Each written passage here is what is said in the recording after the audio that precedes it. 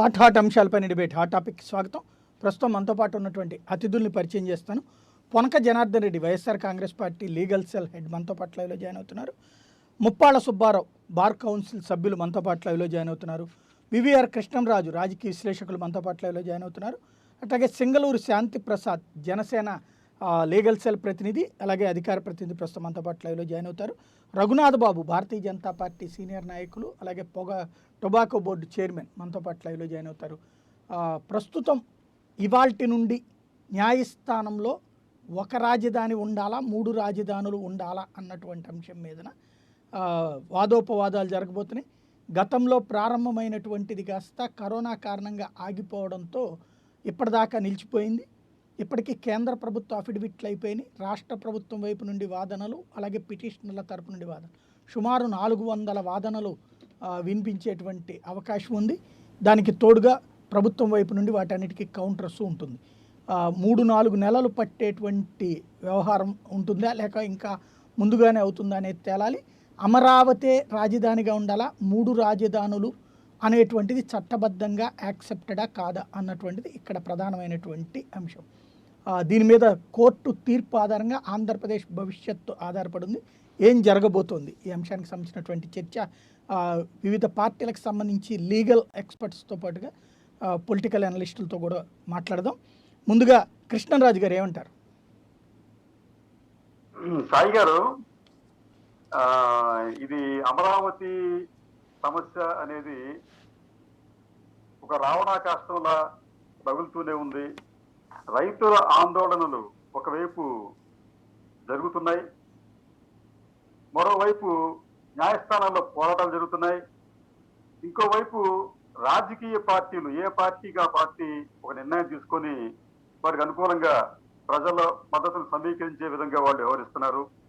ఏది ఏమైనప్పటికీ అమరావతి రాజధాని అంశం అనేది ఒక ఎడతెగని వివాదాస్పద అంశంగా మనం చేసుకున్నాం. దాన్ని బేసిక్గా దీనికి వెళ్లే ముందు ఒక క్వశ్చన్ చెప్తాను సాయి గారు. మేము వ్యక్తిగతంగా నేను మా అసోసియేషన్ మేమంతా కూడా అమరావతికి వ్యతిరేకంగానే మేము మొదటి నుంచి ఉన్నాము. కానీ ఆ తదనంతర పరిణామాలు చూస్తూ ఉంటుంటే 3 రాజధానులు అనే భావనను కూడా దాంట్లో ఎందుకో అది ఆచరణ యోగ్యంగా, ఆచరణ సాధ్యంగా కనిపించడం లేదనేది మా భావన. ఎందుకంటే కర్నూలు హైకోర్టు పెడితే ఒక రాజధాని అయిపోదు, లేకపోతే అమరావతిలో ఒక అసెంబ్లీ ఉంటే అది రాజధాని అయిపోదు, సెక్రటరియట్ విశాఖపట్నం ఉంటే అది ఒక రాజధాని అయిపోదు. అసలు ఇన్ని రాజధానులు అనే మాట చెప్పకుండా పరిపాలన వికేంద్రీకరణ చేస్తాం మేము, దాంట్లో భాగంగా మేము కర్నూలు హైకోర్టు పెడతామంటే సరిపోయేదండి. అసలు ఇంత వివాదానికి తాగుండేది కాదు. కానీ ఈ ప్రభుత్వం ఎందుకో గాని రాజధానుల పేరుతో ఆయా ప్రాంతాల ప్రజలను వాళ్ళ అభిప్రాయాన్ని మనం కూడగట్టుకుందాం అని చెప్పే భావంతో పోతే అంటే రాజకీయ ప్రయోజనాలతో చేసుకుంటుంది అంతే తప్ప దాంట్లో ప్రజా ప్రయోజనాలు పెద్ద ఇవ్వడం అని చెప్పి అనుకోండి. ఎందుకంటే జగన్మోహన్ రెడ్డి గారు కూడా ప్రారంభంలో అమరావతికే మొగ్గు చూపారు. ఆయన అధికారంలోకి వచ్చిన కొద్ది రోజుల తర్వాత మాత్రమే ఆయన వైఖరిలో మార్పు వచ్చింది. ఆ తర్వాత ఇటువంటి వాళ్ళు 3 రాజధానులు ప్రకటన చేశారు. ఇది ఒక కోణం అయితే, రెండో కోణానికి వచ్చేటప్పటికి ఈ రోజు నుంచి దాదాపు 70 పిటిషన్ల మీద కోర్టులో వాదోపవాదాలు జరగబోతున్నాయి.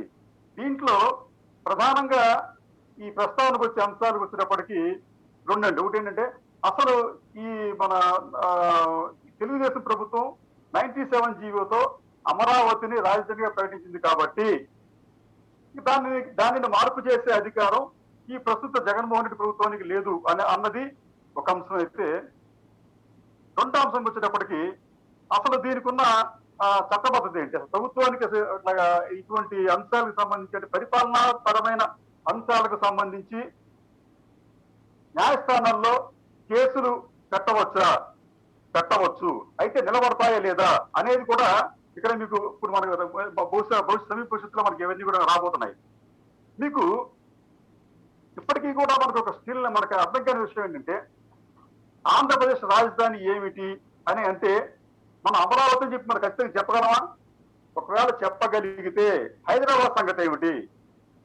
మనకి 2 ఏళ్ల పాటు హైదరాబాద్కి మన హక్కులు ఉన్నాయి కదా, దాన్ని మనం వదులుకున్నామా? ఇప్పుడు వదులుకున్నాము.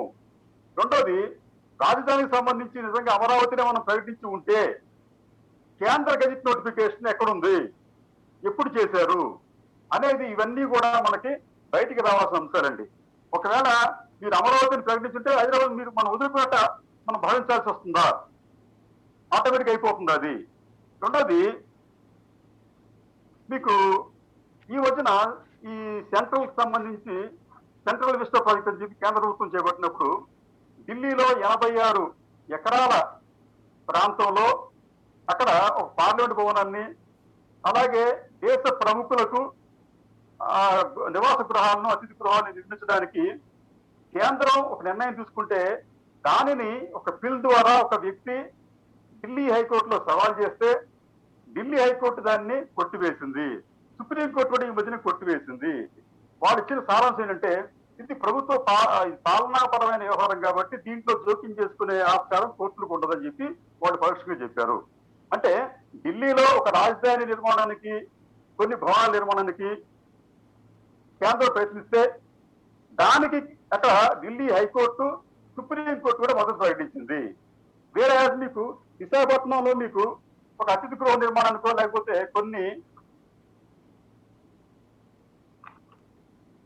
కొన్ని కార్యాలయాల తరలింపుకో ఆంధ్రప్రదేశ్ ప్రభుత్వం ప్రయత్నిస్తే మాత్రం కోర్టులు వాటికి తాత్కాలికంగా అడ్డుకట్లు వేస్తున్నాయి. అదొకటండి. ఇక ముఖ్యమైన విషయం ఏంటంటే పరిపాలనాపరమైన అంశం. ఇది రాజధాని తరలింపు అనేది అది మంచో చెడో తర్వాత చూద్దామండి. అది పరిపాలనాపరమైన అంశం అయినప్పుడు దానిలో కోర్టులు జోక్యం చేసుకునే అవకాశం ఉందా అంటే, మీరు గతంలో ఇచ్చిన సుప్రీంకోర్టు తీర్పులను మీరు పరిశీలిస్తే మనకు స్పష్టంగా అర్థమవుతుంది ఏంటంటే ఇటువంటి పరిపాలనాపరమైన అంశాల్లో కోర్టులు జోక్యం చేసుకోజాలవు అని చెప్పి అనేకానికి తీర్పులు ఇచ్చినాయండి. దాంట్లో ఒకటి మీకు చెప్తాను, 2-3 చెప్తాను మీకండి. ఇదండి, మీకు federation of railway officers association and others versus union government of India 2003-4 SCC 289 చూసుకోమని చెప్పడం ఉంటే దాంట్లో చెప్పిన వాడు ఏంటంటే దాని చిన్న పేరు అండి. It is settled law that policy decisions of the state are not to be disturbed unless they are found to be grossly arbitrary and irrational. అదొక మీకు కొటేషన్ సుప్రీం వచ్చింది మీకు. తర్వాత BALCO employees union versus Union of India and others 2002 SCC 333.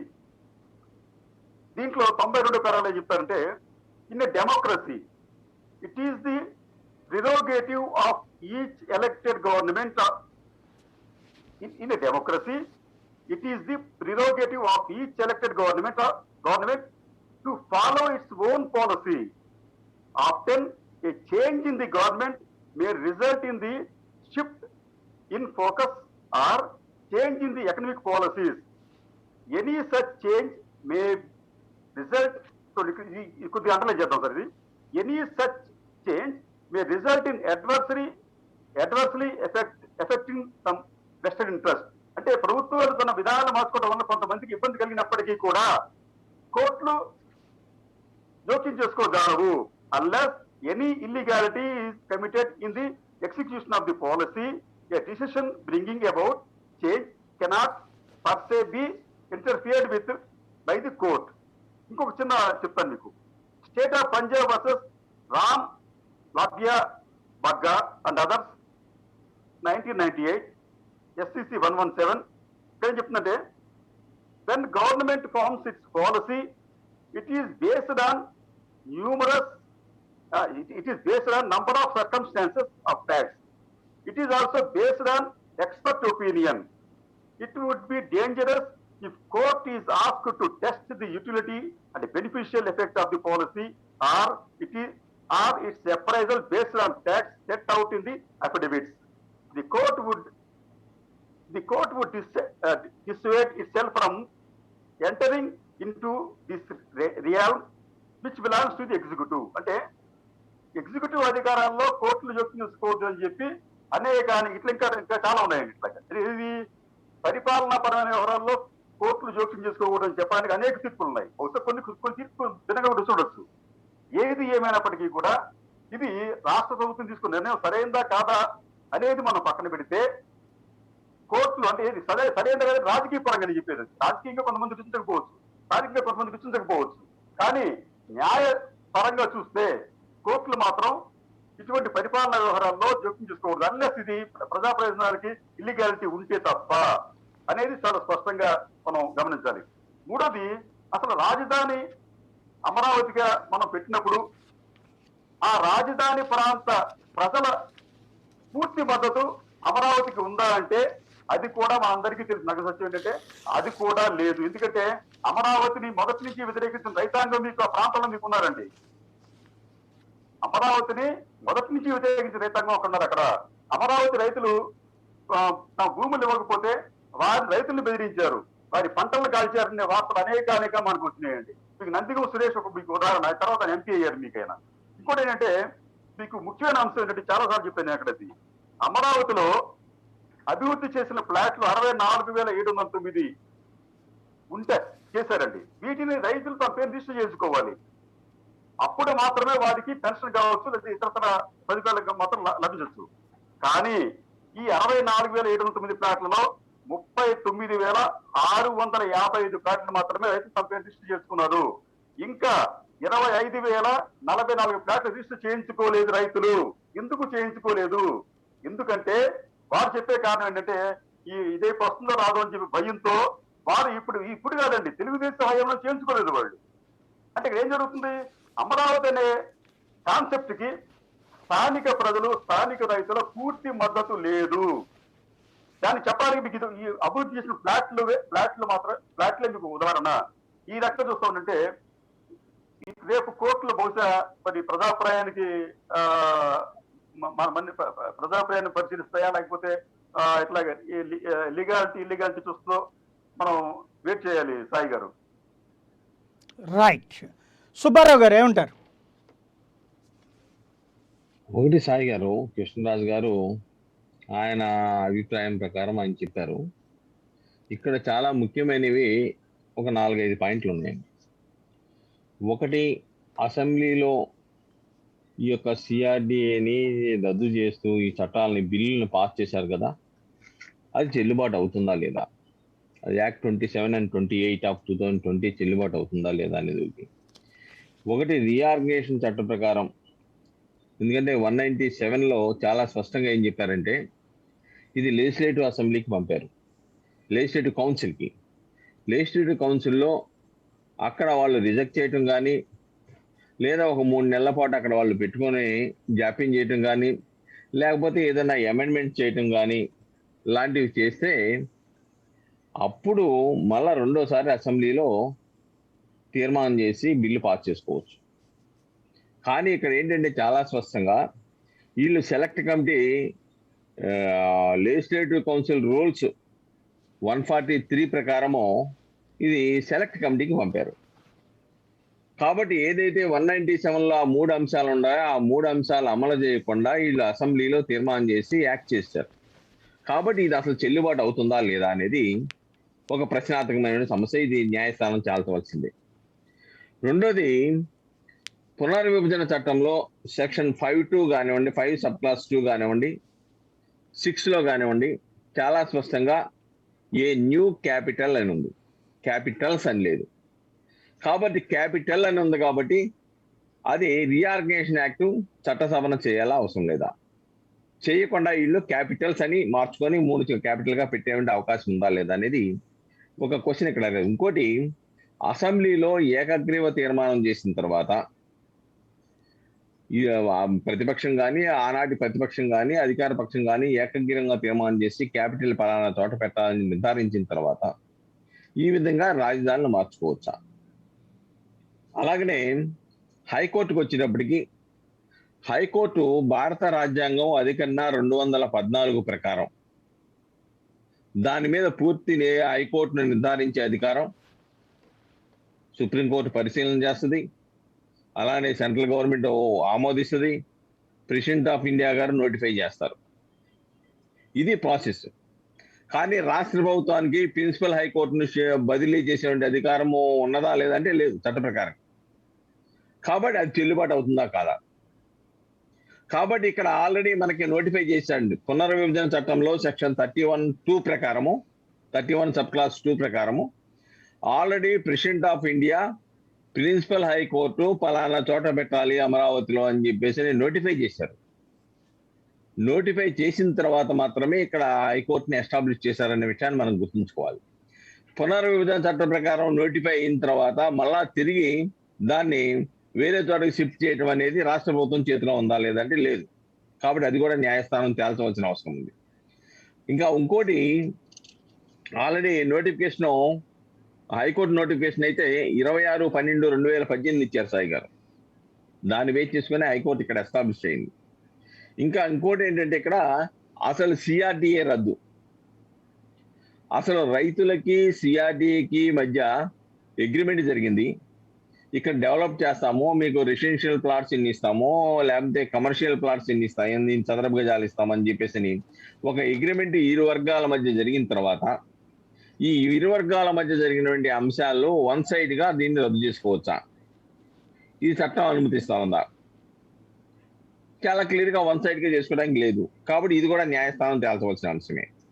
కాబట్టి ఈ విధంగా పాలనా వికేంద్రీకరణ కానివ్వండి, లేదంటే సిఆర్డీఏ రద్దు చట్టాలు కానివ్వండి, ఇవి చట్ట ప్రకారం చెల్లుబాటు అవుతాయా కాదా అనేది ఈ రోజున న్యాయస్థానం ముందు తేల్చవలసిన అవసరం ఉంది. రెండోది ఇంకోటి ఏంటంటే, సిఆర్డీఏ ఏదైతే రద్దు చేస్తూ ఉన్నారో, సిఆర్డీఏ కనుక రద్దు చేస్తే రైతులకు ల్యాండ్ ఎక్విజిషన్ ప్రకారము ఆ కాంపన్సేషన్ ఇవ్వగలుగుతుందా ఈ ప్రభుత్వం? పాని సిఆర్డీఏ రద్దు అయింది ప్రభుత్వ ప్రకారం. రద్దు అయిన తర్వాత దాని కాంపన్సేషన్ ల్యాండ్ ఎక్విజిషన్ యాక్ట్ దాని ప్రకారం ఆ కాంపన్సేషన్ అంటే ఆర్థిక స్తోమత రాష్ట్ర ప్రభుత్వానికి ఉందా, ఇది కూడా తేలవలసింది. ఇంకోటి, ప్రీవియస్ పాలసీ డెసిషన్స్ ప్రీవియస్ ప్రభుత్వం చేసుకున్న తర్వాత ఒక పాలసీ డెసిషన్ చేసిన తర్వాత ఆ పాలసీ డెసిషన్ ని కొత్తగా వచ్చిన ప్రభుత్వం మార్పు చేసే అధికారం ఉందా లేదా? పాలిటిజేషన్ చాలా అంతులే కేసులు కానీ చాలా కాన్స్టిట్యూషన్ బెంచీలు చాలా స్పష్టంగా చెప్పినాయి. ఆల్రెడీ గత ప్రభుత్వం చేసినటువంటి పాలసీ డెసిషన్స్ ను కొత్తగా వచ్చే ప్రభుత్వాలు మార్చడానికి వీలు లేదు, చాలా స్పష్టంగా ప్రిన్సిపల్స్ ఉంది. ఇలాంటివన్నీ కూడా న్యాయ వ్యవస్థ చాల్చవలసినటువంటి అవసరము రాబోతోంది. ఎందుకంటే ఇవాళ దాదాపుగా ఒక 56 కేసుల వరకు, 54 ఏమో వాదనలకు ఉన్నాయి, ఒక 2 అడ్మిషన్స్ ఉన్నాయి. మొత్తం 56 కేసులు అటు రైతులు వేసినాయి కానీ 1-2 కేసులు రాజధానికి 3 రాజధానులు కావాలన్న కేసులు కూడా దాంట్లో ఇమిడి ఉన్నాయండి. అయితే నా ఉద్దేశ ప్రకారము ఇవాళ నుంచి ప్రారంభం అవుద్దని నేను అనుకోవటంలా. ఎందుకంటే నాకున్న సమాచారం ప్రకారము ఒక 2 వారాల పాటు టైం అడుగుతారనేది నాకున్నటువంటి సమాచారం. అది డెఫినెట్ గా ఒక 2 వారాలు వాయిదా పడుద్దేమని అనుకుంటున్నాను సాయి గారు. ఎవరు రైతుల ఏమైనప్పటికీ ఇక్కడ తెలుగుదేశం కాదు, పిటిషనర్స్ తరఫున వాళ్ళు పిటిషనర్స్ తరఫున ఒక 2 వారాలు టైం అడుగుదాము. అంటే 56 మంది ఉన్నారు కదా? అవునండి, 54 కేసులు అండి, 2 అడ్మిషన్ స్టేజ్ లో ఉన్నాయి. ఈ 54 మంది ఉమ్మడిగా వేశారా వేరువేరుగా కదా? ఉమ్మడిగా వాళ్ళు డిస్కస్ చేసుకొని నెక్స్ట్ మంత్ ఏ డేట్ ఇచ్చినా గానీ ఆ డేట్ నుంచి ఆర్గ్యుమెంట్ చేద్దామనే ఒక ఆలోచన నాకున్న సమాచారం సాయి గారు. కాబట్టి ఈ రోజు నుంచి ప్రారంభం అవుద్దని అనుకోను. ఏదేమైనప్పుడు కూడా సాయి గారు ఎందుకని అంటున్నా, నెక్స్ట్ మంత్ కి ఎందుకని అంటే, ఒకటి సాయి గారు, ఒకవేళ కనుక వీళ్ళు సీనియర్ ఎంగేజ్మెంట్ చేసుకోవాలి. ఎందుకంటే సీనియర్ ఎంగేజ్మెంట్ చేసుకోవాలి డెఫినెట్ గా వాళ్ళకి చెప్పిందే కదా. ఇవాళ కొత్తగా ఎంగేజ్ చేసుకునేదే ఉంది, August 14 కొత్తగా చేసుకునేది. ఇవాళ నిన్న డెసిషన్ కాదు కదా, అప్పుడు ఎప్పుడో వాయిదా వేసిందే కదా. అవును, నాకున్న సమాచారం అయితే మళ్ళీ దానికోసం అంటే దీంట్లో చిన్న డౌట్, జగన్ బెయిల్ రద్దు అయిపోతుంది కాబట్టి అప్పుడు చేద్దామనే ఆలోచన ఉందంటారా? అలాంటిది దానికి దీనికి అసలు సంబంధం ఏం లేదండి. ఇప్పుడు జగన్ బెయిల్ రద్దు అయినా కానీ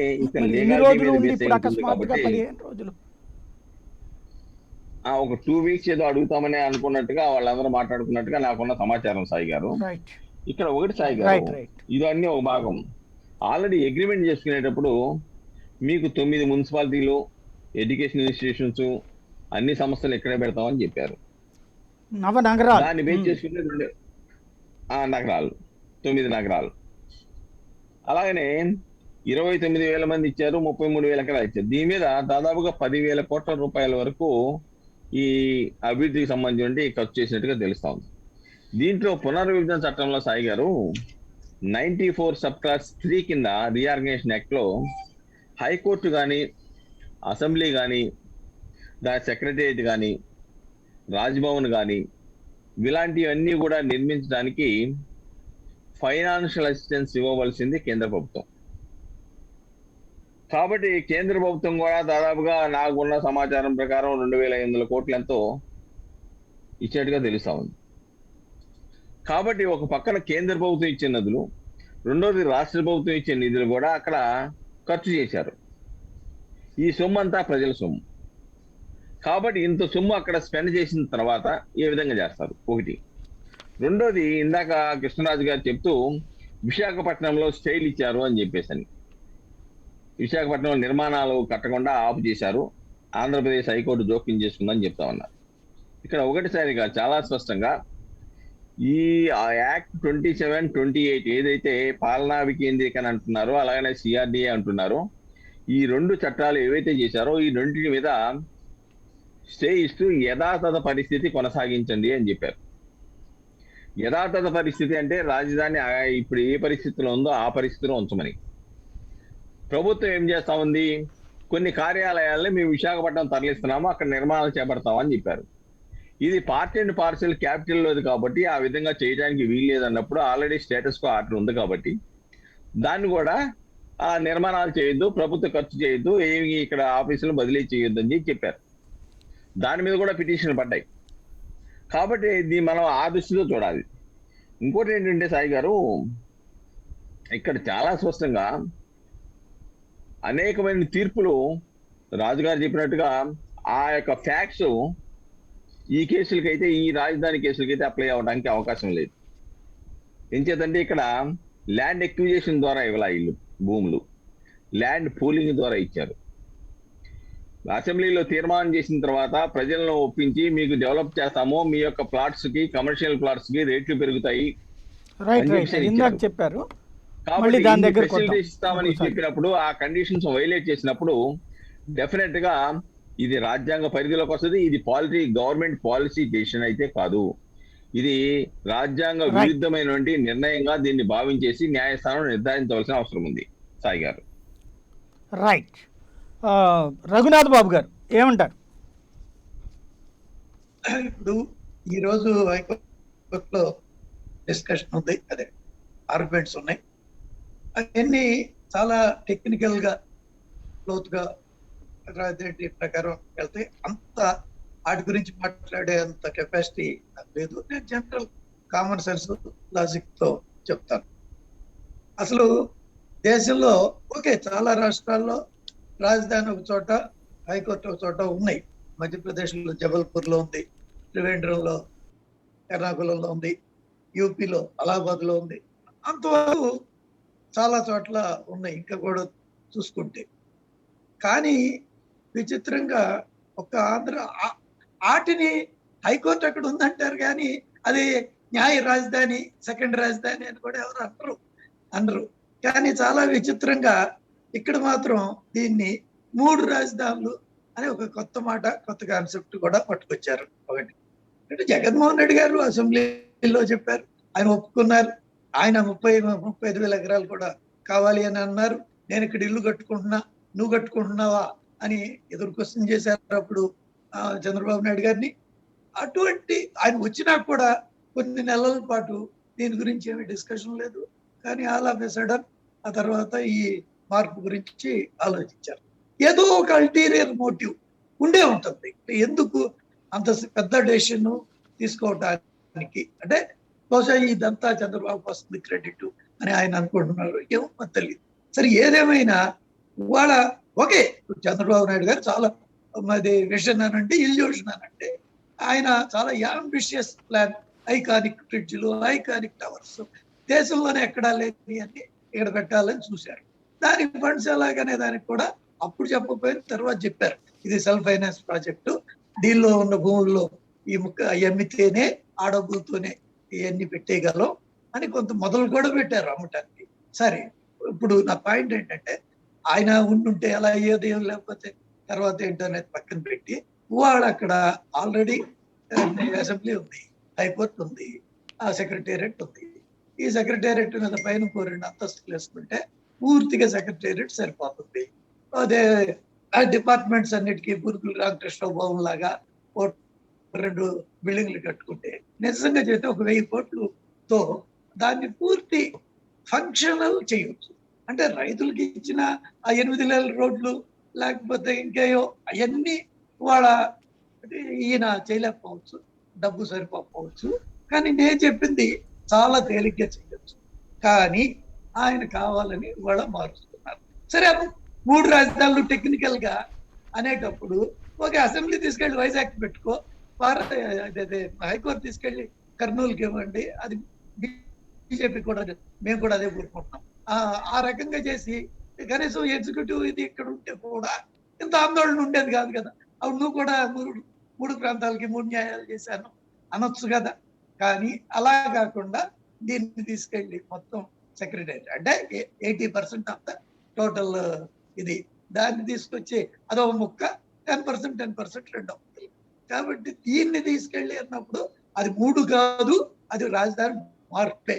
అయితే ఈ రాజధాని మార్పు అనేటటువంటి హక్కు, ఈ ప్రెరాగరేటివ్ ఎవరికి ఉంటుందో తెలీదు, నాకైతే తెలీదు, ఎవరికైనా ఎంతవరకు తెలుసో తెలియదు. ఇది ఫస్ట్ ఆఫ్ ఇట్స్ కైండ్ ఈ దేశంలో ఇటువంటి ఆలోచన రావటం, ఇటువంటి మార్పు అనే దాని గురించి మాట్లాడటం ఇది మొదటిసారి. ఆ చివరికి ఇది కౌన్సిల్ రద్దు రికమెండ్ చేసే దారి అంత దూరం కూడా పోయింది వెరీ ఎక్స్టెంట్గా. అందుకని ఏంటంటే ఇది ఒక మెచ్యూర్డ్ ఆలోచన కానే కాదు. నీకు డబ్బులు దీని మీద పెట్టేదానికి అంత లేదు అనుకుంటే కూడా సింపుల్ గా కూడా ఇక్కడ దాన్ని ముందుకు కొనసాగించుకో. తర్వాత నువ్వు ఎవరు వస్తారో, ఏం చేస్తారు, ఎట్లా జరుగుతుందో అవన్నీ తర్వాత విషయాలు. కానీ ఇది ఒక విండిక్టివ్ గానే, ఒక కక్ష సాధింపు గానే ఇక్కడి నుంచి తీసుకెళ్ళటమే, అది ఇక్కడ ఉండకూడదు అనేటటువంటి లక్ష్యంతోనే ఆయన వాళ్ళు చేస్తున్నారు. సరే కోర్టులో ఈ జనరల్ లాజికల్ పనికి వస్తాయో లేవో, అదే దానికి ఆ రోజుల్లో ఆయన అగ్రిమెంట్లు ఏంటి, కమిట్మెంట్లు ఏంటి, వాళ్ళకి అటువంటివే ఎక్కువ లోతుగా జరుగుతాయి. ఏదేమైనప్పటికీ అది మనమేమి దాన్ని మార్చాలేమో, ఇంకోటి లేదు. వాళ్ళకి అదే రేపు ఇంకో రోజు ఆర్గ్యుమెంట్స్ అయితే జరుగుతాయి, ఏదో ఒక జడ్జిమెంట్ అయితే వస్తుంది. మన వరకు అదే నిమిత్త మాత్రం ఆ విషయంలో ఇప్పుడు కేంద్రం గురించి తీసుకున్నాం. వాళ్ళు కొందరు కేంద్రం ఈయన్ని జగన్మోహన్ రెడ్డి మీద ఒత్తిడి తెచ్చి ఇక్కడే ఎందుకు ఉంచకూడదు అని కొందరు అడుగుతుంటారు. నేను చెప్తాను, ఇప్పుడు సిబిఐని మా రాష్ట్రంలోకి రానియం, వచ్చినా రక్షణీయం అని బెంగాల్లో మమతా బెనర్జీ పోలీస్ కమిషనర్ ఇంటి మీదకి సిబిఐ వెళ్తే ఆమె వెళ్ళి అక్కడ ధర్నా చేస్తే ఆనాటి మన ముఖ్యమంత్రి కూడా ప్రత్యేక మార్చేసుకుని కలకత్తా వెళ్ళి ఆయన కూడా దానిలో పాల్గొన్నాడు. అంటే ఏంటంటే కేంద్రం పెత్తనం మాకొద్దు, చల్లదు అని. అటువంటి పరిస్థితుల్లో వాళ్ళ ఈ రాజధాని విషయంలో మేము కేంద్ర ప్రభుత్వం లేదా బీజేపీ పార్టీ అసచ్చి ఏదో చేయటం లేదంటే అది పూర్తి కరెక్ట్ కాదు. ఎందుకంటే మాకు పరిమితులు మాకుంటాయి. నీకు కావాల్సి వచ్చినప్పుడు ఒక రకంగా, నీకు ఇంకో రకం కావాలంటే ఆ రకంగా చేయటం సాధ్యం కాదు. లేకపోతే 13 జిల్లాలకి ఇది సెంటర్ లో ఉంది కాబట్టి అదేంటి ఆల్రెడీ ఇంత కట్టి ఇంత చేసేసారు కాబట్టి మేమైతే 100% ఒక్క హైకోర్టు కర్నూలుకి ఇచ్చి మిగిలింది ఇక్కడే ఉంచాలి అనేది మా పార్టీ ఉద్దేశం. మా వాళ్ళు కూడా కొందరు దీనిలో ఇంప్లీడ్, లేకపోతే వాళ్ళు కూడా ఫైల్ చేసి ఉంటారు గ్యారంటీగా. మేము మా వైజాగ్ వాళ్ళు కూడా ఉదాహరణకి పివిఎన్ మాధవ్ అక్కడ ఎమ్మెల్యే అయినా కానీ అటువంటి వాళ్ళు కూడా ఎమ్మెల్సీ, అటువంటి వాళ్ళు కూడా రాజధాని ఇక్కడే ఉండాలనేది పార్టీ అభిప్రాయం. రైట్. జనార్దన్ రెడ్డి గారు. సార్, సాయి గారు, అక్కడ ఉన్న పెద్దలకి, మన ప్రైమ్ నైమ్ ప్రేక్షకులకి నమస్కారం అండి. ముఖ్యంగా నేను 2-3 క్లారిఫికేషన్ చెప్పదలుచుకున్నాను. ఈరోజు హైకోర్టులో ఇది 3 జడ్జెస్తో కూడినటువంటి ఒక లార్జర్ బెంచ్ అండి. అది ఫైనల్ హియరింగ్ కాలంలో వచ్చేసింది. ఇవాళ ఫైనల్ హియరింగ్ అంటే ఇది అడ్మిషన్ స్టేజ్ దాటిపోయి ఫైనల్ హియరింగ్లో 54 రిట్ పిటిషన్స్ పిల్స్ కలిసి ఇవాళ ఫైనల్ హియరింగ్ కోసం లిస్ట్ చేయడం జరిగింది హైకోర్టులో. ఇది హైబ్రిడ్ మెథడ్లో జరుగుతుంది. ఎందుకంటే వీడియో కాన్ఫరెన్స్ ఉంటుంది, ఫిజికల్గా కూడా అప్పీర్ అవ్వాల్సిన అడ్వకేట్లు అప్పీర్ అవ్వచ్చు. అది లాస్ట్ టైం వచ్చినప్పుడు చేసుకున్నటువంటి ఇరు పార్టీల వాదనలో ఇచ్చినటువంటి ఒక సౌలభ్యం అనమాట. ఎవరైతే ఫిజికల్గా సీనియర్స్ ఎవరో ఢిల్లీలో ఉన్నారో వాళ్ళు రాలేకపోతే వాళ్ళు వర్చువల్గా వీడియో కాన్ఫరెన్స్లో అటెండ్ కావచ్చు. లోకల్గా ఉన్నటువంటి అడ్వకేట్స్ ఎవరైనా ఉంటే వాళ్ళు ఫిజికల్గా కావాలంటే ఫిజికల్గా కోర్టులో డైరెక్ట్గా రావచ్చని హైబ్రిడ్ మెథడ్లో ఈరోజు లిస్ట్ కావడం జరిగింది. మరి మన ముప్పాల సుబ్బారావు గారు ఇవాళ జరగదు 15 రోజులు వాయిదా అడుగుతారు అని చెప్పి ఆయన నాకు ఆయన అన్ని వ్యక్తిగతంగా చెప్తాడు. ఆయన ఏది అఫిషియల్గా చెప్పడు. ఆయన అన్ని వ్యక్తిగత ఇన్ఫర్మేషన్ ఆయన చెప్తుంటాడు. ఆయన మరి ఆయనకి ఎవరు ఇచ్చారో కానీ యాక్చువల్గా వాళ్ళ నుండి సమాచారం ఉందా? సమాచారం ఆయనకు ఒకటిగా ఉంటుందండి ఆ సమాచారం. ప్రతి విషయంలో అంతే. అదే నేను చెప్తున్నాను కదా, యాక్చువల్గా ఇది అగ్రీడ్. లాస్ట్ టైం అగ్రీ చేసినటువంటి ఒక ఒప్పందం, అది రికార్డ్ చేశారు కూడా.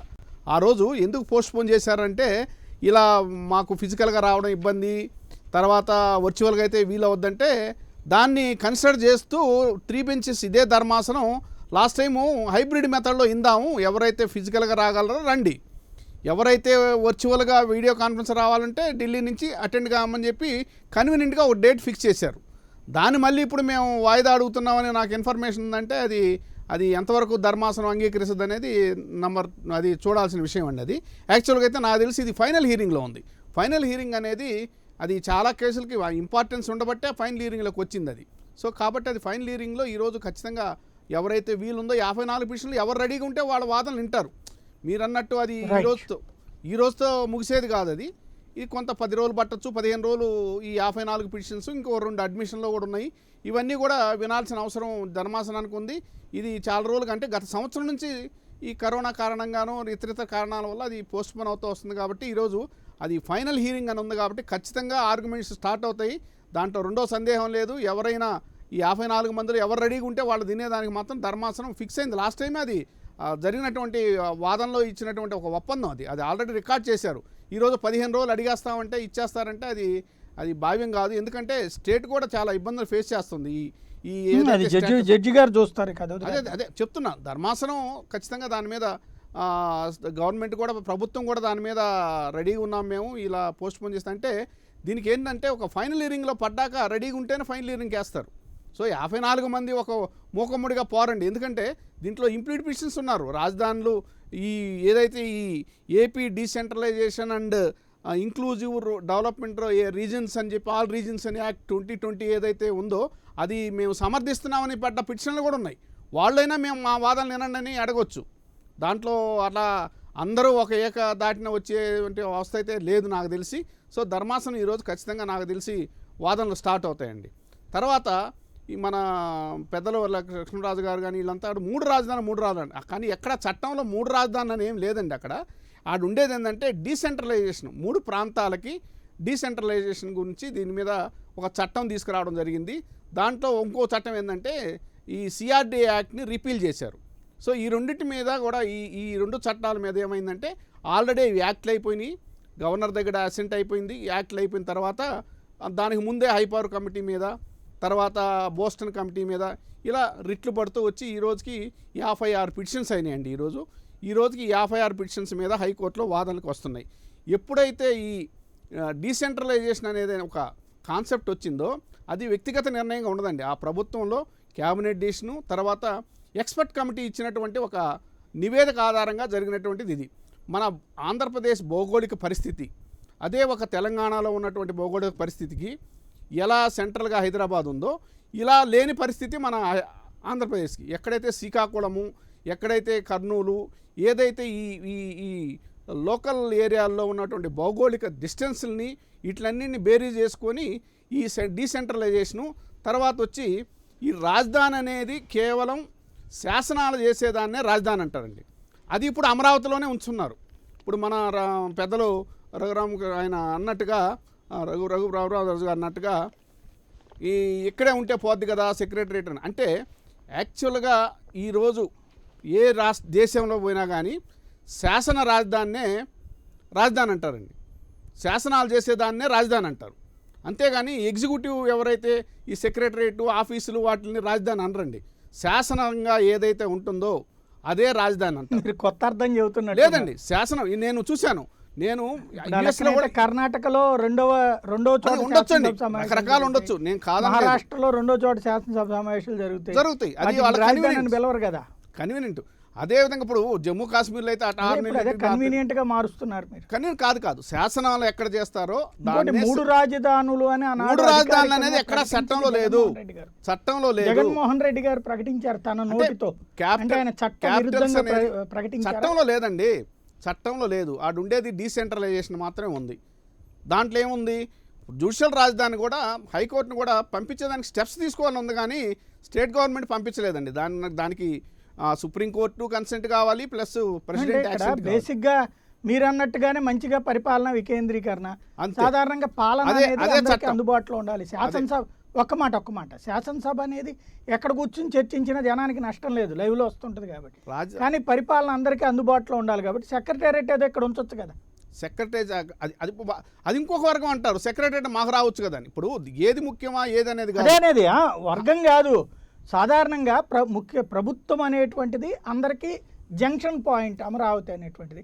కాబట్టి సచివాలయం ముఖ్యమంత్రి ఇక్కడ పెట్టుకుని మీరు చెప్పినట్టుగానే అద్భుతమైనటువంటి వికేంద్రీకరణలో భాగంగా అసెంబ్లీ అక్కడ పెట్టుకుంటే దాన్నే శాసన రాజధాని అని, దాన్నే రాజధాని అని వ్యక్తిగతంగా అది బెటరే కదా. ఎమ్మెల్యేలు ఒక్కళ్ళే వెళ్తారు అక్కడికి, జనం అయితే మాత్రం మధ్యలో రావాలి కదా. High power committee plus Boston committee ఇచ్చినటువంటి నివేదికల ఆధారంగా సార్ కావాలంటే మనం కూడా, మీరు నేను కూడా ఒక కమిటీ వేసుకోవచ్చు. కమిటీలదే ఉంది, ఇంతకుముందు వాళ్ళు కమిటీ వేస్తారు, నారాయణ కమిటీ వేశారు. కమిటీలదే ఉంది. కమిటీలు మా ప్రభుత్వాలు చెప్పినవి కాకుండా ఇచ్చిన దాఖలాలు ఎప్పుడన్నా ఉన్నాయా? ప్రభుత్వాలు ఏదే చేసినా కానీ ఒక ఎక్స్పర్ట్ కమిటీలో ఏదో ఒక విధమైనటువంటి ఒక రిపోర్ట్ ఆధారంగా చేస్తే కానీ వ్యక్తిగతంగా ఒక ముఖ్యమంత్రి ఒక మంత్రి చేయడండి. అవును, ఆయన ఒక రిపోర్ట్ ఆధారంగా చేశారు, నారాయణ గారి రిపోర్ట్ ఆధారంగా. ఈయన ఏమో బోస్టన్ కమిటీ అని ఒకటి వేశారు, అంత తేడా. నారాయణ గారి రిపోర్ట్ అనేది ప్రజలకు సంబంధించి సాయి గారు అలా కాదు. ఇక్కడ ఒక మాట ఇప్పుడు తమిళనాడు నుండి విడిపోయినప్పుడు ఇరు ప్రాంతాల మధ్యన ఘర్షణలు రాకుండా చెన్నై గురించి, తిరుపతి గురించి ఇవన్నీ వచ్చినటువంటి సందర్భంలో కూర్చుని మాట్లాడుకుని పరిష్కరించుకున్నారు. అట్లాగే శ్రీబాగ్ ఒప్పందం ఆంధ్ర రాయలసీమల మధ్యన అయినా సరే అలా కూర్చుని పరిష్కరించుకున్నారు. సరే అది తర్వాత అమలు చేయలేదనుకోండి, బట్ ఇప్పుడైనా అలా కూర్చుని పరిష్కరించుకోవడం కాకుండా కోర్టుల చుట్టూ తిరగాల్సిన పరిస్థితేనా? ఇప్పుడు ఒకటి కోర్టుల చుట్టూ తిరగడం అంటున్నారు, అదే ఒక పక్క రాష్ట్రం అయినటువంటి తెలంగాణలో చూస్తున్నాం మనం. ఏ పథకం అక్కడ కోర్టుకు వెళ్ళినా కానీ కోర్టులు ఏమంటున్నాయి అక్కడ, ఇది విధానపర నిర్ణయము. ఇప్పుడు మొన్న దళిత బంధు అని ఒక స్కీము తీసుకొచ్చినప్పుడు దాని స్టే కోసం వెళ్ళారు, ఏమన్నది కోర్టు? ఇవ్వలేదు, స్టే ఇవ్వలేదు. అదే ఇక్కడ పేదలకు ఇళ్ళు ఇస్తుంటే 30 లక్షల మందికి ఇస్తుంటే రాజధాని ప్రాంతంలో ఎవరికి ఇవ్వకుండా స్టే ఉంది. ఎందుకు జరుగుతుంది అలా? ఒక విధమైనటువంటి ఒక ఇది వచ్చేసింది, ఒక పథకాలు ప్రభుత్వ పథకాల మీద ఒక విధమైనటువంటి కోర్టుల్లో ఒక రాజకీయ పార్టీ ఏం చేస్తుందంటే ప్రతిదాన్ని స్టే కోసం రకరకాలుగా వాళ్ళు స్టేలు తీసుకొస్తున్నారు. అదే పక్క రాష్ట్రాల్లో రావట్లేదే. అదే సెంట్రల్ గవర్నమెంట్ సుప్రీంకోర్టులో అది మీ వాదనలో వాదన కాదు, ఖచ్చితంగా వాదన కాదండి.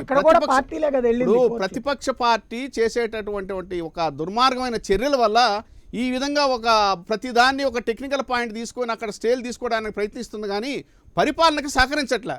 పేదలకు ఇల్లు అనే స్కీమ్ని లేదు, ఖచ్చితంగా పేదలకు ఇల్లు సాయి గారు ప్రజా క్షేత్రంలో లేకుండా ఓన్లీ కోర్టులో చూసుకుంటున్నారు వాళ్ళకి. ఎందుకంటే ఇప్పుడు ఏదైతే ఈ 30 లక్షల ఇల్లు రాజధాని ప్రాంతంలో అందరికీ స్టేలు, ఎవరికి ఒక పట్టా ఇవ్వలేకపోతున్నారు రాజధాని ప్రాంతాల్లో. ఎందుకది? వాళ్ళు చేయాల్సింది ఏంది? ఒక క్రియాశీలకమైన ప్రతిపక్ష పార్టీ ఏం చేయాలి? అయ్యా మా ఊర్లో అదిగో ఈ పలానా ఊర్లో ఇక్కడ రావలేదు, వాళ్ళందరికీ కూడా ఇల్లు ఇవ్వని అడగాలి. కానీ అలా అడగట్లేదు వాళ్ళు, అక్కడ ఇల్లు ఇవ్వకుండా స్టేలు తీసుకొస్తున్నారు. నేను చెప్పేది ఏంటంటే ఏదైతే కోర్టులకు ఉన్న పరిమితులు కోర్టులకు ఉన్నాయి, విధానపర నిర్ణయాలు పాలసీ డిసిషన్స్ ఏదైతే ఉన్నాయో వాటిల్లో ఖచ్చితంగా ఈరోజు కాకపోతే రేపైనా కానీ ఈ హైకోర్టులో కాకపోతే ఏ కోర్టులో అయినా సుప్రీంకోర్టులో అయినా కానీ దాని మీద ఒక నిర్ణయం వచ్చే అవకాశం ఉంది, లేదంటలేదు. నేనేమంటున్నానంటే ఒక ప్రతిపక్షం ఒక కుట్రపూరితంగా ఎక్కడ ఈ గవర్నమెంట్ 2-3 సార్లు వచ్చేస్తుందేమో, వీటిని ఏ విధంగా చేయాలి, ప్రజాక్షేత్రంలో నిలబడలేకున్నారు. కేవలం కోర్టుల మీద వాళ్ళు ఆ టెక్నికల్ గ్రౌండ్స్ మీద ఆ స్టేలు తీసుకురావడం, స్టేటస్ కోలు తీసుకురావడం జరుగుతుంది. ఇది జరిగేది. అదే పక్క రాష్ట్రంలో అదే సెంట్రల్ గవర్నమెంట్లో ఉన్నటువంటి స్కీములు పాలసీ డిసిషన్ల మీద స్టేలు ఎందుకు రావట్లేదు, ఎందుకు స్టేటస్ కోలు ఇవ్వట్లేదు? ఇది ఒక ప్రతిపక్షంలో జరిగినటువంటి శాంతి ప్రసాద్ గారు. సాయి గారు, మీకు ప్యానెల్లో ఉన్న మా న్యాయవాది సోదరులకు పెద్దలకు అందరికీ నమస్కారం. చూస్తున్నట్టు దాదాపు మా మిత్రులందరూ కూడాను విషయ అవగాహన చేశారు. అయితే నేను కొన్ని విషయాలు సృష్టించి మిగతాది సమాధానం చెప్పని నేను ప్రయత్నం చేస్తాను. రాజు మారితే రాజధాని మార్చాలా? ఇది ఏమన్నా రాజరికమా? ఇది మౌలిక ప్రశ్న. అంటే ఎవడు గవర్నమెంట్ లోకి వస్తే వాడి ఇష్టం వచ్చిన రాజధాని మార్చుకోవచ్చా? అసలు రాజధానికి అనేది స్థిరత్వం ఉందా లేదా? ఇది మౌలికమైన ప్రశ్న. ఇప్పుడు ఇది హైకోర్టులో ఇప్పుడు ప్రశ్నార్థకంగా ఉంది. మనం ప్రస్తుతం ప్రజాస్వామ్యంలో ఉన్నాం, రాచరికంలో లేవు. మనకి మందబలం ఉంది కదా అని మన ఇష్టం వచ్చినట్టు బిల్లులు పాస్ చేసేసుకుంటే చట్టాలు చేసేస్తాం అనుకుంటే చెల్లదు. ఎందుకంటే ఇందాక మొదటి వ్యక్తి మాట్లాడుతూ జ్యుడిషియల్ రివ్యూ మీద ఎన్నో తీర్పులు ఉన్నాయి. పబ్లిక్ పాలసీ ఇష్యూస్ లో ఇంటర్ఫీర్ అవడానికి లేదు. స్టేట్ గవర్నమెంట్ స్టేట్ లో కానీ సెంట్రల్ కానీ మనం పబ్లిక్ పాలసీ మీద చేస్తే కోర్టులో ఇంటర్ఫీర్ కావడం లేదన్నారు. కానీ వాస్తవాలు అది కావు. అవి ఎప్పుడు సాధారణ పరిస్థితుల్లో. కానీ మీ అప్లికబిలిటీ ఆఫ్ మైండ్ అనేది లేకుండా మీరు మలఫైడీతో చేస్తే ఖచ్చితంగా కోర్టులు ఇంటర్ఫీర్ అవుతాయి. దాని మీద పలు తీర్పులు ఉన్నాయి, ఎన్నో వాదనలు దాని మీద జరిగినాయి, దానికి ఎన్నో అనుకూలమైన తీర్పులు ఉన్నాయి. చెప్పమంటే నేను ఇప్పుడు బండిళ్ళు తీసి చెప్పగలను, కానీ ఈ కోర్టులో చెప్పాలి. ఎందుకంటే ఇక్కడ చెప్పడం సభ్యత కాదు కాబట్టి చెప్పదలుచుకోలేదు. కాబట్టి జ్యుడిషియల్ రివ్యూ అనేది పాసిబుల్. ప్రభుత్వం తీసుకునే చెత్త నిర్ణయాలు, రాజ్యాంగానికి చట్టాలకు అనుకూలంగా లేని ప్రతి నిర్ణయము, అది చట్టమైనా సరే ఇంకేదైనా సరే, దాని మీద రివ్యూ చేసే అధికారం సుప్రీంకోర్టుకు ఉంది, హైకోర్టుకు ఉంది. ఇది ఫండమెంటల్. ఇక రెండో విషయానికి వస్తే పలు అంశాలు ఇందులో ముడిపడని, ఒక్క అంశం కాదు. అమరావతి రైతులకి ప్రభుత్వానికి మధ్య జరిగింది ఒప్పందాలు. ఇందాక మా సోదరుడు సుబ్బారావు చెప్పినట్టుగా ల్యాండ్ ఎక్విజిషన్ కాదు, ల్యాండ్ పూలింగ్. అవి ఒప్పందాలు, ఒక రైతులు ప్రభుత్వంతో చేసుకున్న ఒప్పందాలు. వాటిని యూనిలేటరల్ గా ప్రభుత్వం కాల్ రాయొచ్చా? అదొక ప్రశ్న. అలాగే ఒక హామీ ఇచ్చాం వాళ్ళకి. ఇక్కడ ఆ ఒప్పందం చేసుకున్నప్పుడు నేను ఇటువంటి నగరం నిర్మిస్తానని చెప్పి వాళ్ళకి హామీ ఇచ్చాం. ఈ రోజు ప్రభుత్వం మారిందని, ఆర్థిక శక్తి లేదని నువ్వు దాన్ని తొంగలో తొక్కుతావా? అట్లా. అలాగే ఇంకా వచ్చేటప్పటికి అసలు ఈ ప్రభుత్వానికి ఈ బిల్లులు పంపించేటప్పుడు శాసనసభలకు కానీ శాసన మండలికి కానీ తద్వారా గవర్నర్ అసెంబ్లీకి కానీ పంపించినప్పుడు చట్టాలు ఫాలో అయినాయా? ఇది మూడో మౌలికమైన ప్రశ్న. నాకు తెలిసి నేను చెప్తున్నాను, ఇది శాసన మండలి నుంచి బిల్లు పాస్ అవ్వలేదు, శాసన మండలి నుంచి బిల్లు వెనక్కి తిరిగి రావడం అనేది జరగలేదు. ఇది పక్కా వాస్తవం, ఇది కాదనలేని వాస్తవం. ఎందుకంటే అసెంబ్లీ రూల్స్, అసెంబ్లీ యొక్క ప్రొసీడింగ్స్, రిజల్యూషన్స్ ప్రకారమే ఉంది. వీళ్ళు ఏం చేశారంటే మొదట పంపించిన బిల్లుని శాసనసభలో ఆమోదించారు మొట్టమొదటిసారిగా 27, 28 చట్టాలు తీసుకురావడానికి. శాసనసభ ఆమోదం పొందగానే సాయంత్రానికే మండలికి పంపించారు. మండలిలో ఆ రోజు రిసీవ్ చేస్తున్నట్టుగా వాళ్ళు అక్కడ నోటిఫికేషన్ ఇచ్చారు, అంటే నోటీస్ ఇచ్చారు. తర్వాత ఆ తెల్లారే దాన్ని ఆ ముందు తర్వాత రోజు డిస్కషన్ పెట్టారు. కానీ సర్టిఫికేషన్ ఏమైనా ఇచ్చారు తెలుసా? Bill not passed. అక్కడ నాట్ పాస్డ్ అయిన తర్వాత అక్కడ నుంచి అవి ఒక కమిటీకి రిఫర్ చేసిన తర్వాత, రిఫర్ చేయాలని ప్రొసీడింగ్స్ ఇచ్చిన తర్వాత అక్కడ మండలి చైర్మన్ గారు బిల్లు పరిశీలించి రిజెక్ట్ చేసిన, మామూలుగా అయితే చట్టంలో ఏముందంటే రిజెక్ట్ చేసినా కూడా మళ్ళీ రెండోసారి బిల్లు పంపిస్తే ఖచ్చితంగా అది ఆమోదం పొందాలి. కానీ అక్కడ రిజెక్ట్ అవ్వాల, అసలు కన్సిడరేషన్ లోకి రాలా. సెలెక్ట్ కమిటీకి పంపించబడింది. సెలెక్ట్ కమిటీకి పంపించబడిన బిల్లు ఆ ప్రొసీడింగ్స్ ని ఎందుకు తొక్కిపెట్టారో, ఎవరు తొక్కిపెట్టారో, ఎవరు ప్రోత్సాహం తొక్కిపెట్టారో అవి కోర్టులో వస్తాయి.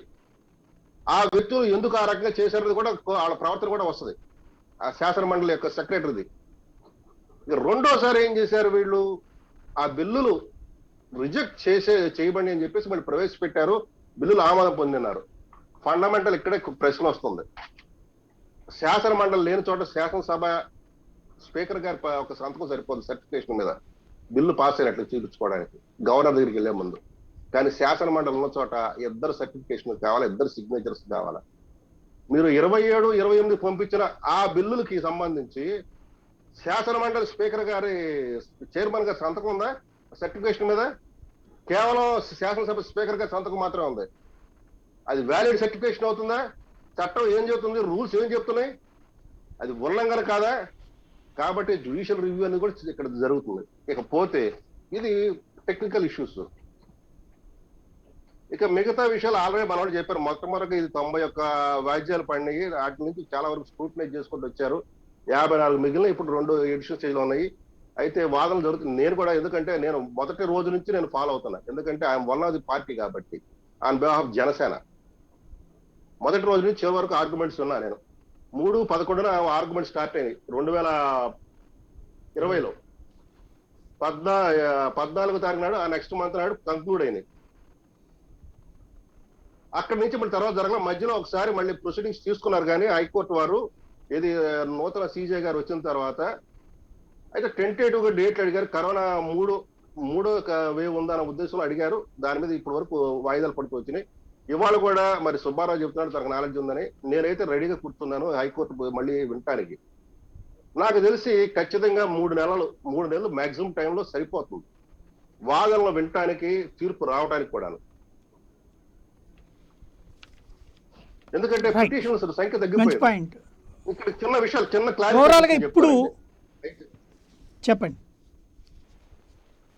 ఇందాక ప్రజలందరూ చెప్పండి. ఆమోదం లేదని అన్నారు. అది వాస్తవం కాదు. అది that is the మిస్రీడింగ్. Collective will అది పీపుల్ ఎక్కడ రిప్రజెంట్ అవుతుంది? అసెంబ్లీలో రిప్రజెంట్ అవుతుంది. ఆ రోజు ఏమన్నా అక్కడ వ్యతిరేకత వచ్చిందా? ప్రతి పార్టీ కూడా సమర్థించింది. సో కలెక్టివ్ విల్ ఎక్స్ప్రెస్ అయింది. ఎక్కడో ఎవడో తగలబండి, ఆ తగలబండి మా మిత్రులకు సంబంధించిన పొలాలే. అందులో మా జనసేన వ్యక్తి కూడా ఉన్నాడు, మా లీగల్ సెల్ వ్యక్తి. వాళ్ళ పొలాలే తగలబండి. ఈ రోజు కూడా దాని మీద ఫైండింగ్ లేదు. చంద్రబాబు నాయుడు అది ఏం చేశాడు ఏంటంటే తర్వాత నేను మాట్లాడతా. అది ఇష్యూ కూడా కాదు. రెండోది, అక్కడ కొంతమంది జనాలు ఈ భూములు ఇవ్వడానికి యాక్సెప్ట్ చేయలేదన్నారు. ఆ రోజు కూడా ఉద్యమం చేసింది జనసేన, పవన్ కళ్యాణ్, మాలాంటి వాళ్ళం. అది ఎందుకు చేసాం కూడా చెప్తాను. అక్కడ హైవే కనెక్టివిటీని తీసుకొచ్చి తాడేపల్లి కనెక్టివిటీ ఇవ్వాలి, అక్కడ నుంచి నేషనల్ హైవేకి ఇవ్వాలనుకున్నారు. ల్యాండ్ ఎక్విజిషన్కి వెళ్తా ఉన్నారు. ల్యాండ్ పూలింగ్ కాదు. 4 గ్రామాలు, ఉండవల్లి, పెనుమాక, వేతపూడి, అటువంటి గ్రామాలు మేము ఇవ్వమన్నారు. వాళ్ళందరూ ఎవరో తెలుసా? వైసీపీ సానుభూతి పరులు, ఆళ్ళ రామకృష్ణారెడ్డి మనుషులు.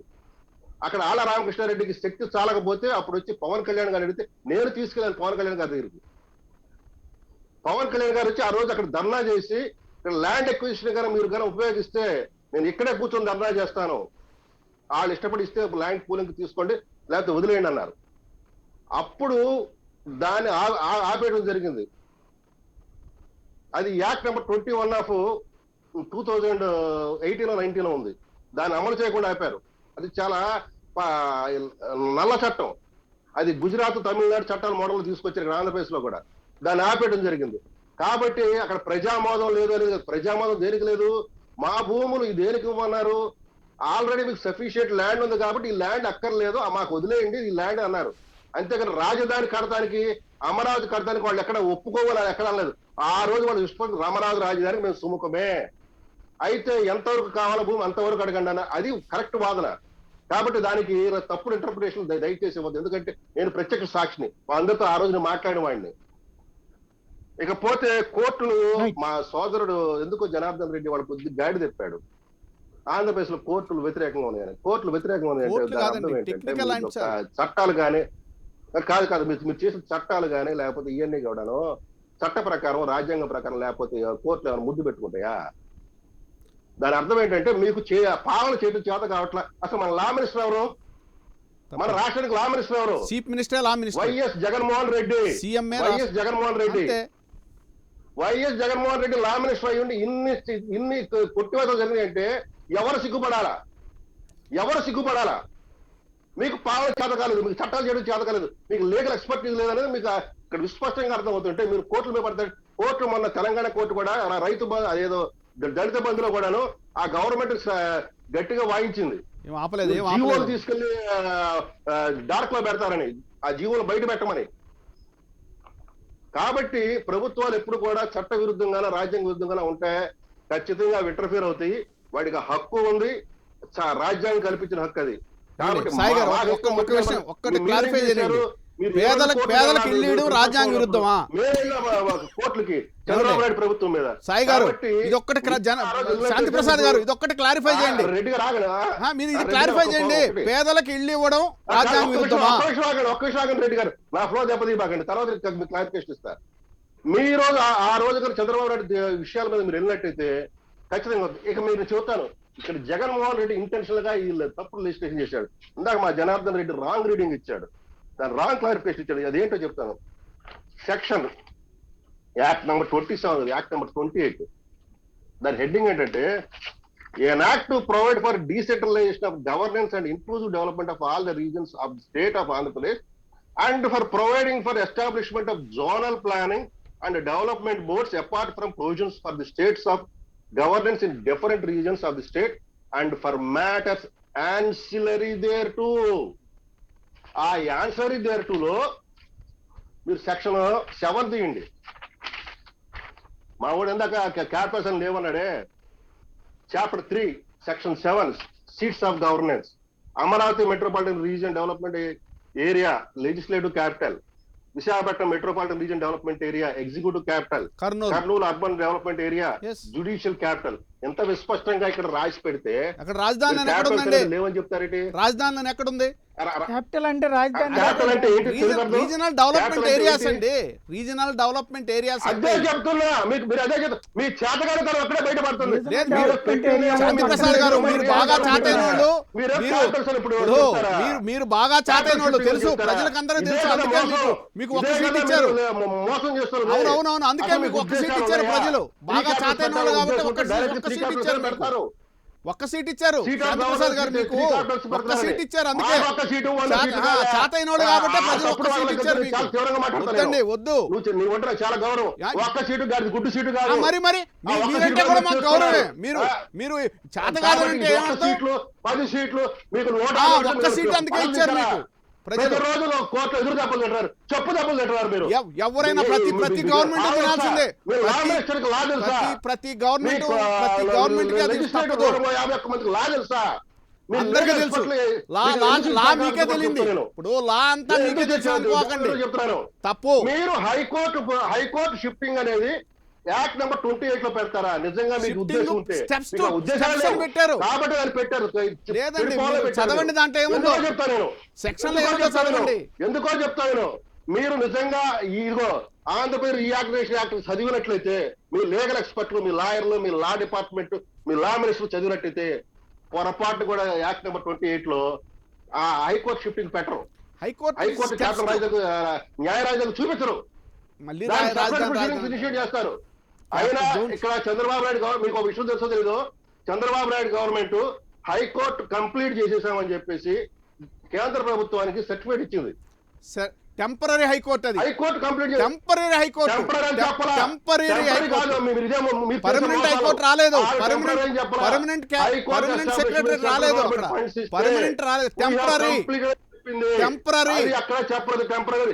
టెంపరరీ హైకోర్టు అండి, తాత్కాలిక హైకోర్టు. అది మీకులాగే ప్రజలు మోసం చేశాడు. మీరు చంద్రబాబు కూడా మోసం చేశాడు జనాల్ని. కానీ సెంట్రల్ మీకు అవకాశం రాలేదన్నా, మోసం చేసే అవకాశం మీకు రాలేదన్నా. ఇప్పుడు సార్ ఇక్కడ ఒక చిన్న పాయింట్, ఒక్క నిమిషం మీ ఇద్దరు ఆర్గ్యూ చేసుకుంటూ ఉండటం వల్ల ప్రజలకేమి అర్థం కాని పాయింట్. నేను పాయింట్స్ అడుగుతా. శాంతి ప్రసాద్ గారు ఒక్క మాట, నేను అడిగింది వినండి, నేను అడిగింది విని సమాధానం చెప్పండి. చీఫ్ జస్టిస్ గారు వచ్చి నాడు తర్వాత ముఖ్యమంత్రి గారు వీళ్ళందరూ వచ్చే కదా శంకుస్థాపన చేసింది. ఏది నూతన హైకోర్టు బిల్డింగ్ కి ఫౌండేషన్ కూడా అయిపోయింది కదా. అంటే ఈ విభజన చట్టంలో ఉన్న రిక్వైర్మెంట్స్ అని పూర్తి అయిపోయింది కదా. సీట్ ఆఫ్ హైకోర్టు అనేది అమరావతి డిసైడ్ అయిపోయింది కదా. ఇప్పుడు మీరు దీని ప్రకారం మీరు చెయ్యాలంటే కర్నూలులో పెట్టాలంటే అవుతుందా? వన్స్ సీట్ ఆఫ్ చెప్పండి సార్ శాంతి ప్రసాద్ గారు, ఒక్క మాట ఇప్పుడు మీరు పాయింట్ చెప్పండి. మీరు చెప్పిన ఒక్క మాట ఇప్పుడు మీరు చెప్పినట్టుగానే హైకోర్టు తరలించాలంటే ఖచ్చితంగా కేంద్ర ప్రభుత్వం ఇన్వాల్వ్ కావాలా, చెయ్యాలి. అది ఒక ఆస్పెక్టు. ఇంకోటి అది చేస్తారా లేదా, కోర్టు ఒప్పుకుంటుందా లేదా. ఇక్కడ మీరు చెప్పండి. ఇప్పుడు సిఆర్డిఏ పరిధి లేదా సిఆర్డిఏ పరిధి కూడా కాదు, అది 29 గ్రామాలని 55,000 ఎకరాలని అమరావతిగా ప్రకటించబడింది. ఇప్పుడు ఆ ప్లేస్ అంతా అయితే గవర్నమెంట్ చేతిలో ఉంది, లేదంటే గనక ఎవరైతే భూములు ఇచ్చారో వాళ్ళకి ఇచ్చేటువంటి ప్లాట్లు మాత్రమే ప్రైవేట్వి. ఇప్పుడు మీరు లాయర్లుగా, అంటే సాధారణంగా నేను హైదరాబాద్లో చూశాను, బెంగళూరులో చూశాను, లేకపోతే ఈవెన్ మన మ్యాజిస్ట్రేట్ కోర్టులో కూడా చూశాను. ఆ చుట్టుపక్కలంతా క్యాంటీన్లు ఉంటాయి, రెస్టారెంట్లు ఉంటాయి, తర్వాత ఈ లాయర్లందరి కార్యాలయాలు ఉంటాయి, లాయర్ల ఇళ్ళు ఉంటాయి, ఆ పక్కనే ఈ కోర్టులు అమ్మేవి ఉంటాయి, తర్వాత ఈ కాగితాలు టైప్ ఇన్స్టిట్యూట్లు ఇవన్నీ ఉంటాయి, జిరాక్స్ కాపీ. ఇవన్నీ అక్కడ పెట్టడం కుదురుతుందా? ఎందుకు కుదరదండి? ఇక్కడ దరిద్రం ఎక్కడ వచ్చిందంటే చంద్రబాబు నాయుడు, ఇక్కడ చెప్తాను సార్, వాస్తవం చెప్తాను మీకు, జరిగింది మీ అందరికి మీ అందరికి నాలెడ్జ్ ఉంటుంది. దరిద్రం ఎక్కడ వచ్చిందంటే మాట్లాడితే చంద్రబాబు నాయుడు నేను హైకోర్టు షిఫ్ట్ చేసుకుంటూ సిద్ధం అని పలానా డేట్ అని చెప్పాడు. ఎప్పుడైతే ఆ డేట్ చెప్పాడు, కేసీఆర్ దాన్ని పట్టుకొని కూర్చున్నాడు. తీసుకెళ్లి సుప్రీంకోర్టులో దాని మీద విచారణ మొదలైన తర్వాత ఇతను ఇచ్చిన అఫిడవిట్ ప్రకారం ఆ తారీఖు నాడు వెళ్ళిపోవాలా, కానీ ఇక్కడ ఏవి సిద్ధం చేయాల. అందుకనే టెంపరీ హైకోర్టు ఆ రోజు ఎక్కడ పెట్టారు మీకు తెలుసు, మన విజయవాడ ఇరిగేషన్ కార్యాలయంలో పెట్టారు. మళ్ళీ అక్కడి నుంచి మళ్ళీ తీసుకొచ్చి ఇప్పుడున్న ప్రాంతంలో పెట్టారు. ఆ రోజుకి బిల్డింగ్ కంప్లీట్ కావాలి. ఇప్పుడు అనుకున్న బిల్డింగ్ ఏదైతే సిటీ సివిల్ కోర్ట్స్ బిల్డింగ్ ఉన్నాయో అది కంప్లీట్ కాల, కాబట్టి టెంపరీగా అక్కడ పెట్టారు. కానీ ఏమని చూపించారు? అమరావతిని చూపించారు. వాస్తవానికి అది అమరావతి కాదు, అక్కడ కూడా ఇల్లీగాలిటీ జరిగింది. అది విజయవాడ, అక్కడ విజయవాడ అని హెడ్డింగ్ పెట్టల, హైకోర్టు అమరావతిని చూపించారు. కానీ మీరు చెప్పినట్లుగా ఆ 29 గ్రామాలు ఏవో అవి అమరావతి. ఈ మిగతాదంతా చూసారా capital region development area. Vijayawada కానీ గుంటూరులోని మిగతా మండలాలు 58 మండలాల ప్రాంతం అంతా అదే నేను అనేది. Region development. ఇప్పుడు అక్కడ భూమి మీద ప్రభుత్వానికి తప్పించి ప్రైవేట్ వాళ్ళకి హక్కు లేదు. ఇంకోటి బయట వాళ్ళు 5% మంది మాత్రమే అక్కడ యాక్సెప్టబుల్. మీరు ఇప్పుడు కార్యాలయం కట్టుకోవాలని మీరు సొంతగా ప్రైవేట్ కొనుక్కుంటారు. ఇప్పుడు మీరు ఎక్కడ కొనుక్కోవాలి? గవర్నమెంట్ దగ్గర కొనుక్కోవాలి, లేదా ఎవడన్నా ఆఫీస్ పెట్టాలన్నా అంతే కదా. ఎలా సాధ్యం? సాయి గారు మీరు చెప్పింది ఖచ్చితంగా వాస్తవం, దీన్ని మేము కూడా అంగీకరిస్తాం జనసేన పార్టీ. ఇది చంద్రబాబు నాయుడు చేసిన మోసం, దగ. ఎలా ఇప్పుడు దాని పరిష్కారం ఏంటి? ఇప్పుడు ఆయన మోసం చేశాడు, ఈయన కంటిన్యూ చెయ్యాలని మీరు అందరూ తపన పడుతున్నారు. గుడ్. ఇప్పుడు ఏం చేద్దాం? ఎందుకంటే పరిష్కారం కూడా ఉంది. ల్యాండ్స్ ఫుల్ గా తీసుకుని అక్కడ రాజధాని నిర్మించి ప్రభుత్వ హోల్డింగ్ లోకి వెళ్ళిపోయిన ల్యాండ్స్ అన్ని అవి కావాలనుకుంటే వ్యక్తులకు ఇవ్వచ్చు. నగర నిర్మాణం చేయకుండా ల్యాండ్స్ ఇస్తామంటే అక్కడే ప్రెస్ వచ్చింది. అందుకనే రైతులు వెళ్ళారు. వాళ్ళు ఏదైతే చూపించి వాళ్ళకి ఏదో స్వర్గం చూపించారు బొమ్మ, అది చేయకపోయినా కనీసం రాజధాని నిర్మాణం ప్రభుత్వానికి అక్కడ లెక్చిపెట్టి హక్కు వస్తుంది. అక్కడ ఏంటంటే ల్యాండ్స్ అన్ని కూడా హామీలు ఇచ్చారో ఒక్క మాట వినండి, పూర్తిగా వినండి. నేను అడిగేది పూర్తిగా వినండి.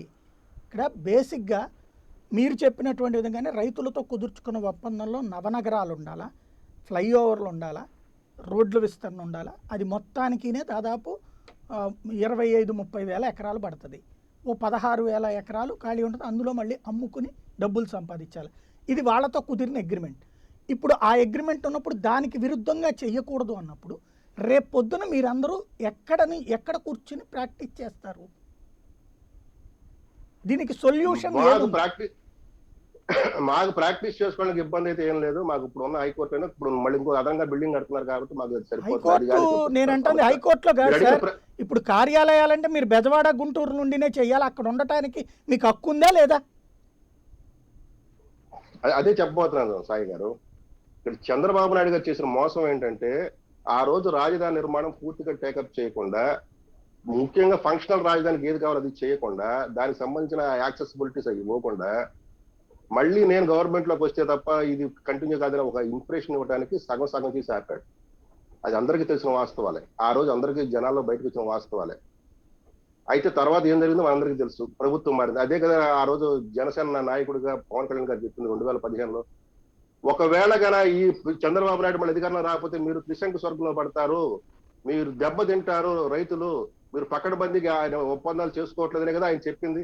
అది ఈ రోజు వాస్తవం. ఇక్కడ మనకు చేయాల్సింది ఏంటంటే ఇప్పటికైనా జగన్ రెడ్డి ప్రభుత్వం, నాకు తెలిసి ప్రస్తుతం ఇప్పుడు ఎగ్జిక్యూటివ్ క్యాపిటల్ ని విశాఖపట్నంలో పెట్టే ఉద్దేశం కనపడతలేదు. ఎందుకంటే ఇప్పుడు బోల్డెన్ ముహూర్తాలు మారినా ఇంకా ముహూర్తాలకి ఇప్పుడు ప్రస్తుతానికి ముహూర్తం పెట్టలేదు. 10 రోజులకు ఒకసారి ఇక్కడికి వస్తామని చెప్తున్నారు. కాబట్టి అక్కడ మైండ్ సెట్ మారిందని కొంత అర్థం అవుతుంది.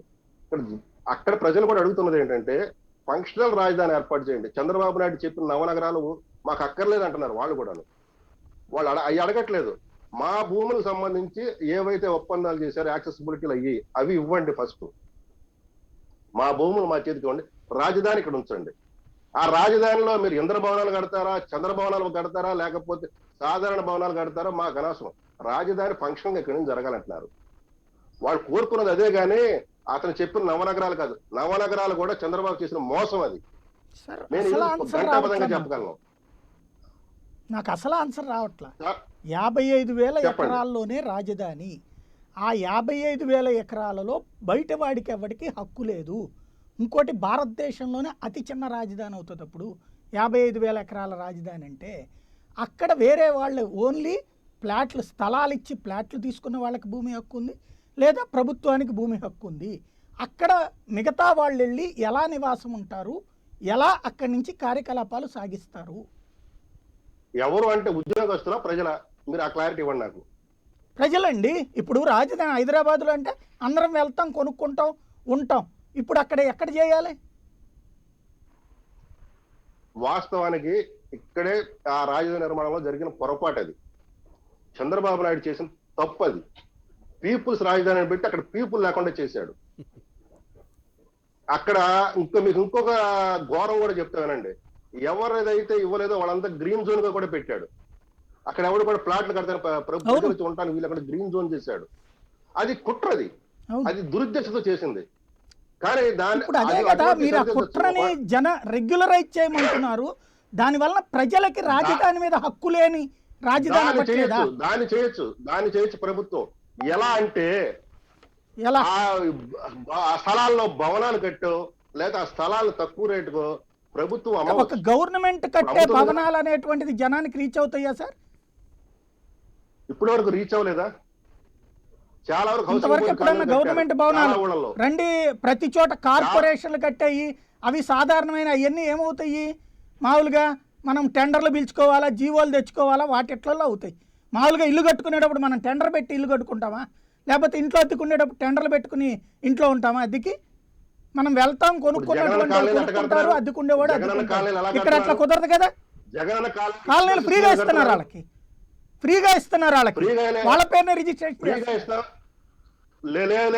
వాళ్ళ పేరునే రిజిస్ట్రేషన్ చేస్తున్నారు. ఇక్కడ అది కుదరదు అన్నారు కదా. లేదు, ఇక్కడ అది కుదరదని కదా. లేదు, జరగట్లేదు, ఫ్రీగా జరగట్లేదు.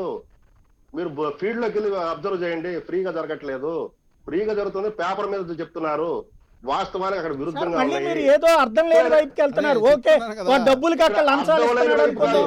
నేను అంటున్నది ఇక్కడ ఒక రాజధాని ప్రాంతంలో ప్రైవేటు భూమి లేకుండా ఎక్కడన్నా ఉందా భారతదేశంలో? అంటే గవర్నమెంట్ నేనే చెప్తున్నా కదా ఆ మాట. మరి ఇప్పుడు మీరు దాన్నే కంటిన్యూ చేస్తే ఎలా? దాన్ని కంటిన్యూ చేయమంటారు. ఎవరు అడుగుతున్నారు సార్? రాజధాని ఫంక్షన్ రాజధాని అక్కడ ఉంచమంటున్నారు సార్. అది ఇప్పుడు ఎటు తేల్చట్లేదు కదా సార్. అట్లా కాదు, ఇట్లా అంటే ఇది తేల్చం, దాన్నే కంటిన్యూ చేయడం. దానికి పరిష్కారం ఏంటంటే ఇప్పుడు మొన్ననే పేదలకు ఇస్తే ఇవ్వడానికి వీల్లేదు, ఉండటానికి వీల్లేదని ఆపారు. ఇంకా ఎలా జనం? సాయి గారు దయచేసి మీరు క్లారిటీ తెచ్చుకోండి. ఇక్కడ మేము అంటున్నారు. మేము కాదు, మేమంటే జనసేన పార్టీ కాదు. రైతులు అక్కడ, నేను గత డిబేట్ కూడా చెప్పాను, అక్కడ పేద రైతులు వెళ్ళి అక్కడ ఉంటారంటే స్థలాలు ఇవ్వడానికి మాకు అభ్యంతరం లేదని కూడా చెప్పాను నేను. ఇదే ఈ డిబేట్ లోనే, మీ డిబేట్ లోనే చెప్పాను నేను. మీరు ఆవేశంలో మాట్లాడుతున్నారు, నేను ఆలోచనతో అడుగుతున్నా. భవిష్యత్ తరాలు ఇవాళ దాని మీద ఆధారపడి ఉన్నాయి సార్. నేను అడుగుతున్న పాయింట్ అక్కడ స్పష్టత కావాల్సింది ఏంటంటే, ఇవాళ రాష్ట్ర ప్రభుత్వం గతంలో ఆ పని చేసింది. మొత్తం 55,000 ఎకరాలు అందులోనే పెట్టింది. అది ఒక అమరావతి అనేది ఆ 55,000 ఎకరాలు మాత్రమే అమరావతి అన్నటువంటిది అయ్యింది. ఇప్పుడు అది దాంట్లో అయితే ప్లాట్ కొన్నోళ్ళు అంటే వాళ్ళు దాదాపుగా కోట్లల్లోనే డిసైడెడ్. దెన్ సామాన్యుడికి ఎవరికి అవకాశం లేదు. మిగతాదంతా అయితే గవర్నమెంట్ అలాట్మెంట్స్ చేయాలి. గవర్నమెంట్ అలాట్మెంట్స్ అంటే ఎలా ఉంటాయో మీకు తెలుసు. రాజకీయాలు దాని చుట్టూ తప్పించి ఏమీ కాదు. సామాన్యుడికి భూమి కొనుక్కునే హక్కు ఉండదు దాంట్లో. ఇక వ్యవహారం అంతా గందరగోళంగా ఉంటుంది. అది ఎలాగ సాధ్యం? ఇక ఫ్యూచర్ డెవలప్మెంట్ అనేటువంటిది సొల్యూషన్ ఏంటో చెప్పండి. మీరు సింపుల్ గా చెప్పమంటారా? మీరు అడిగిన ప్రశ్నకి జగన్మోహన్ రెడ్డి గారు హామీ ఇచ్చాడుగా, ఏ రైతు భూములు కాదు ఆ భూములు తిరిగి ఇచ్చేస్తారు. ఇచ్చేసేమనండి. ఫంక్షనల్ క్యాపిటల్ వరకు సరిపడా ఇచ్చేసి ఓకేనా మీకు? ప్రజలు కొనుక్కుంటారు. ఓకేనా మీకు? ప్రజలు కొనుక్కుంటారు. ఓకే కదా సార్, మీరు అడిగిన ప్రశ్న సమాధానం అదే. మేము ఒకటే చెప్తున్నాం, అక్కడ ఫంక్షనల్ రాజధాని కావాలని అడుగుతున్నాం, కానీ చంద్రబాబు నాయుడు ఊహించిన ఆ భవనాలు, ఆ గ్రాఫిక్స్ మేము అడగట్లా. అక్కడ ప్రజలు కూడా అడగట్లా, ఈ రాష్ట్రంలో ఏ ప్రజలు కూడా అడగట్లా. అక్కడ క్యాపిటల్, ఫంక్షనల్ క్యాపిటల్ కావాలని అడుగుతున్నారు, పాలన చేయమంటున్నారు. అంతేగాని ఆ భూములు ఎవరు కోరుకుంటాడు సార్? రైట్. రఘునాథ్ బాబు గారు, ఇప్పుడు అసలు ఇక్కడ ఫస్ట్ నుంచి కూడా కొన్ని పొరపాట్లు అనండి, తప్పులు కొన్ని జరిగాయి. ఎందుకు చెబుతున్నానంటే, ఒకప్పుడు మరి విభజన అప్పుడు ఆ శివరామకృష్ణన్ కమిటీ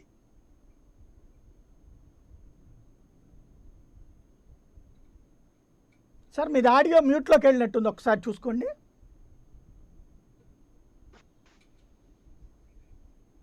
మీది ఆడియో ప్రాబ్లం వస్తుంది, మళ్ళీ వస్తాను మీ దగ్గరికి. సుబ్బారావు గారు ఏమంటారు? మీరు అడిగారు కదా, ఆల్రెడీ గత గవర్నమెంట్ కూడా చెప్పింది ఏంటంటే, భూమి అమ్మి దాని మీద వచ్చేటువంటి నిధులతో నిర్మాణానికి కావాల్సినటువంటి ఖర్చుని పెట్టుకోవాలి, ఇది సెల్ఫ్ స్కీమ్ ఇది అని చెప్పారు. కాబట్టి డెఫినెట్గా అక్కడ అమ్ముకోవాల్సింది, ఇంకో మార్గం లేదు. రెండోది సాయి గారు, ఆల్రెడీ రైతులకి 1000 చదరపు గజాలు స్థలాలు, రెసిడెన్షియల్ స్థలాలు ఇస్తున్నారు. ఈ రోజున ఆటోమేటిక్గా అపార్ట్మెంట్ సిస్టమ్ వచ్చే అవకాశాలు ఉన్నాయి. మూడోది ఆల్రెడీ గతంలో మనం చూసాం, గవర్నమెంట్ ప్లాట్స్లు అలాట్ చేస్తే వితిన్ 2 or 3 minutes లోనే మొత్తం ప్లాట్స్ అన్ని కూడా అమ్మకాలు అయిపోయినాయి. కాబట్టి గవర్నమెంట్ కూడా ఏదైతే అక్కడ ప్రజలకు కావాల్సింది ఉందో అది ఆల్రెడీ ఒకసారి మనం చూసాం, ప్లాట్ల అమ్మకాలకు వేసారు, ఆన్లైన్ లో పెట్టారు, ఇమీడియట్ గా అయిపోయినాయి అని చెప్పేసి ప్రభుత్వం ప్రకటించింది, కొనుక్కున్నారు, అయిపోయింది. రెండోది, ప్రభుత్వం కూడా ఏం చెప్తా ఉంది, గతంలో ఉన్న ప్రభుత్వము ఆల్రెడీ ఈ యొక్క 33,000 ఎకరాలు లేకుంటే 55,000 ఎకరాలు ఏదైతే ఉందో దీన్ని అమ్మకం ద్వారా దాని మీద వచ్చే నిధులతో రాజధానికి ఒక సమగ్రమైన రాజధాని నిర్మాణం చేపట్టాలనేది గతం నుంచి వచ్చినటువంటి వాదన. మనం అది కూడా అర్థం చేసుకోవాలి. అంటే ఆటోమేటిక్ గా ఇక్కడ ఒక చిన్న పాయింట్ సుబ్బారావు గారు చెప్పండి. నేను ఒక మాట అడుగుతాను వినండి. ఇప్పుడు చెప్పండి సార్. మీరు చెప్పినటువంటి విధంగా ఫ్లాట్లకి టెండర్ పిలిస్తే ₹1 కోటి సార్, ₹1 కోటి కొనడానికి వచ్చారు. ఈవెన్ అక్కడ స్థలం రేటు 40 కోట్ల రూపాయలకి వెళ్ళాలని కదా మన ప్లానింగ్, 4 కోట్లకి వెళ్ళిపోయింది ఆల్రెడీ. ఇక సామాన్యుడు ఎవడన్నా అక్కడ ఉంటాడా? ఇంకొకటి, ఈ 55,000 ఎకరాలలోనే రాజధాని అయితే కనుక, అంటే భారతదేశంలో ఎక్కడన్నా అట్లాంటి కేవలం 55,000 ఎకరాలు అయితే గవర్నమెంట్ ఎలకేషన్ మీద, లేదంటే అక్కడ స్థలం ఇచ్చినటువంటి వాళ్ళ చేతులలో మాత్రమే భూమి ఉన్నటువంటి వాళ్ళిద్దరికీ మాత్రమే భూమి హక్కు ఉన్న రాజధాని ఎక్కడన్నా ఉందా? సామాన్యుడు బ్రతకాలంటే ఖచ్చితంగా వాళ్ళిద్దరి మీద డిపెండ్ అవ్వాల్సినటువంటి పరిస్థితి భారతదేశంలో ఏ రాజధానిలోనన్నా ఉందా? ఒకటి సాయి గారు, కామన్గా మనం ఏ రాజధాని చూస్తున్నప్పుడు కూడాను రాజధానిలో ఉండాలని తాపత్రయం చెందేవాళ్ళు ఎవరంటే కొద్దిగా ఫైనాన్షియల్గా స్టెబిలిటీ ఉన్న వాళ్ళు మాత్రమే ఆ ప్రయత్నం చేస్తారు. ఇక్కడ ఆ గ్రామాల్లో హైదరాబాద్లో ఉన్న వాళ్ళందరూ ఫైనాన్షియల్ స్టెబిలిటీతో ఉన్నారా సార్? హైదరాబాద్లో బస్తీలో ఉన్న వాళ్ళందరూ ఫైనాన్షియల్ స్టెబిలిటీతో ఉన్నారా? అక్కడ ఉన్న ప్రజలు అక్కడే ఉంటారు. ఆ ప్రజలు కాకుండా మిగతా వాళ్ళే అపార్ట్మెంట్ కొనుక్కోని సిస్టమ్ కానీ, లేకపోతే స్థలాలు కొనుక్కునే వాళ్ళు కానీ, రాజధానిలో స్థలాలు కొనుక్కోవాలనుకునే వాళ్ళు కానీ, అక్కడ ప్రజలకు ప్రాబ్లం ఏమీ లేదండి. ఆ చుట్టుపక్కల 29 గ్రామాల చెప్పేది కేవలం రాజధాని అంటే ధనవంతులకి మాత్రమే హక్కు ఉంటుందంటారు. బెంగళూరులో, ముంబైలలో, హైదరాబాదులలో సామాన్యుడు ఎవరికి కూడా హక్కు లేదంటారు. హక్కు లేదండి, అక్కడ బస్తీలు ఉన్నాయి కదా సార్. ఎక్కువ మంది అక్కడ ఉండడానికి ప్రయత్నం చేయరు అంటున్నాను. రాజధానిలోనే అందరూ ఉండడానికి ప్రయత్నం చేస్తారు సార్. ఎవరు రాజధాని బయట ఉండడానికి కాదు. ఈవెన్ ఎక్కడున్నా, ఇప్పుడు మనం ఇక్కడి నుంచి ఎందుకు వెళ్ళాం హైదరాబాదు? బతుకు తెరువు కోసం. రాజధాని అంటే ఆ ఏరియాలో చాలా కంపెనీలు వస్తాయి, చాలా వ్యాపారాలు వస్తాయి, దాంట్లో ఉద్యోగాల కోసం. అలా ఉద్యోగాలకు వెళ్ళేవాడికి అక్కడ ఇల్లు అద్దెకి దొరుకుతుంది, తక్కువ రేటుకి దొరికేవి ఉంటాయి, ఎక్కువ రేటుకి ఉంటాయి, ఇద్దరూ బ్రతకడానికి ఉంటుంది, మధ్యతరగతికి ఉంటాయి. బట్ ఇక్కడ కేవలం కోటీశ్వరులకి మాత్రమే అవకాశం ఉంటుంది. ఇలాంటిది ఎక్కడ ఉందా భారతదేశంలో? ఒకటి సాయి గారు, పేదలకి ఇల్లు నిర్మాణాలు చేపట్టినవి ఆల్రెడీ అక్కడ నిర్మాణాలు ఉన్నాయి. అలాగే ప్రభుత్వం ఆ చర్యలు కూడా చేపట్టాలి. సామాన్యునికి మీరు అందుబాటులో అక్కడ కూడా రావడానికి తేడా ఉంది కావాల్సింది సార్. ఆ స్థలం. లోకల్ పేదలకి మాత్రమే, లోకల్ Yes. పేదలకి ఇప్పుడు అందుకే మాత్రమే, అండి, బయట ఇందాక పేదలకు జనార్దన్ రెడ్డి ఆపాం. గారు చెప్పారు, జనార్దన్ రెడ్డి గారు చెప్పారు ఇందాక, అది ఇవ్వనివ్వట్లేదు, కోర్టు స్టే ఇచ్చిందని. ఇప్పుడు మీరు చెప్పిందే దాని వల్ల ఇచ్చింది. వీళ్ళు ఏం చేశారంటే లోకల్ గా ఉన్న స్థానికులకు ఇవ్వకుండా వీళ్ళ కార్యకర్తలు ఎక్కడెక్కడ చుట్టుపక్కల వాళ్ళ మంగళగిరి వాళ్ళని, ఆ చుట్టుపక్కల వాళ్ళని తీసుకొచ్చేసి ఇక్కడ ఇస్తూ ఉంటే అప్పుడు స్థానికులు వేసిన రిట్ పిటిషన్ మీద వాళ్ళకి న్యాయస్థానం ఆల్రెడీ ఎలకేట్ స్పందించింది. అయ్యి ఉన్నాయి సార్. వాళ్ళదేమో ప్లాట్లు పూర్తి చేయాల్సి ఉంది, వీళ్ళకి కొత్తగా ఇస్తామంది. అవే ఇస్తామన్నారండి. అవే ఇస్తామన్నప్పుడు దాన్ని స్టాప్ ఇప్పుడు ఆ చేశారు. లెక్కనైతే కనుక చంద్రబాబు గారి టైంలో 20 లక్షలు ఇళ్ళని ప్రారంభించారు. ఇప్పుడు వీళ్ళు 30 లక్షలు. ఇది ఆపేయాలిగా మరి, అవి పూర్తయ్యేదాకా ఇవ్వకూడదని. లేకపోతే అంతకుముందు రాజీవ్ గృహకల్పన ఇందిరమ్మ ఇళ్ళని ప్రారంభించారు, అవి ఆపేసేసి ఎన్టీఆర్ హౌసింగ్ అన్నారు. మరి ఆపేయాలి కదా, కొత్త అందుకే పథకం వచ్చినప్పుడు పాతది లేదు కదా. టిట్కో ఇల్లు కూడా మొత్తం ఆఫ్ ఇక్కడ చేశారు మాత్రమే కదండి. జరిగింది, ఒక టిట్కో రాజధానిలో ఇల్లు మాత్రమే అది. రాష్ట్రం మొత్తం ఆఫ్ చేశారు, ఇవ్వలేదు. టిట్కో అవును, హౌసెస్ ఇవ్వలేదు కదా నేను ఎవరికి. అనేది అదే. రాజీవ్ గృహకల్ప ఇందిరమ్మ ఇళ్ళని చంద్రబాబు ఆపేశారు, ఈయన వచ్చి టిట్కో ఇళ్ళని ఈయన ఆపేశారు. అలాగే ఏ ఎన్టీఆర్ పాలసీ, హౌసింగ్ ఏ ఈయన ప్రభుత్వం ఆపేశారు. ఆపేసినా తప్పేనండి. కాబట్టి నేను పేదలకు అనేది ఇచ్చే అదే. ఇల్లు ఏ ప్రభుత్వం పాలసీలు మళ్ళీ ఆపేసినా మనం తప్పే. వేరే వైపుకి వెళ్తున్నాం. నేను అడుగుతున్నది, రేపు రాజధాని ప్రాంతంలో ఇవాళ సుబ్బారావు గారు ఒక ఆఫీస్ పెట్టుకోవాలంటే గవర్నమెంట్కి అప్లై చేసుకోవాలి స్థలం ఏమని, లేదంటే కనుక వీళ్ళ దగ్గర కొనుక్కోవాలి. హైదరాబాద్లో అట్లుందా, బెంగళూరులో అట్లుందా, ఈవెన్ బెజవాడలో ఉన్న మన మ్యాజిస్ట్రేట్ కోర్టు చుట్టుపక్కల ఉన్నటువంటి భూములు ఏమన్నా అట్లా ఎవరు ప్రభుత్వం చేతిలో కానీ వీళ్ళ చేతిలో ఉన్నాయా? నూతన రాజధానిలో మీరు చెప్పినటువంటి కొన్ని సమస్యలు డెఫినెట్ గా ఉత్పన్నం అవుతాయండి. దాన్ని ఎలా అది అధిగమించాలని కాదు కదా సార్, ప్రభుత్వం అదే కదా ఎందుకంటే మన భవిష్యత్తు తరాలు. ఇప్పుడు మన పాత రాజధాని ఎట్ట కట్టుకున్నాం మనకి తెలవదు. ఇవాల్టి తరం మన అందరు ఎదుర్కొన్న, అందరూ చదువుకున్నోళ్ళు, విపరీతమైన తెలివితేటలు ఉన్నోళ్ళం. ఆంధ్రప్రదేశ్ అంటే అద్భుత తెలివితేటలు ఉన్నోళ్ళం, దేశ ప్రపంచం నలుమూలలకే వెళ్తుంటాం.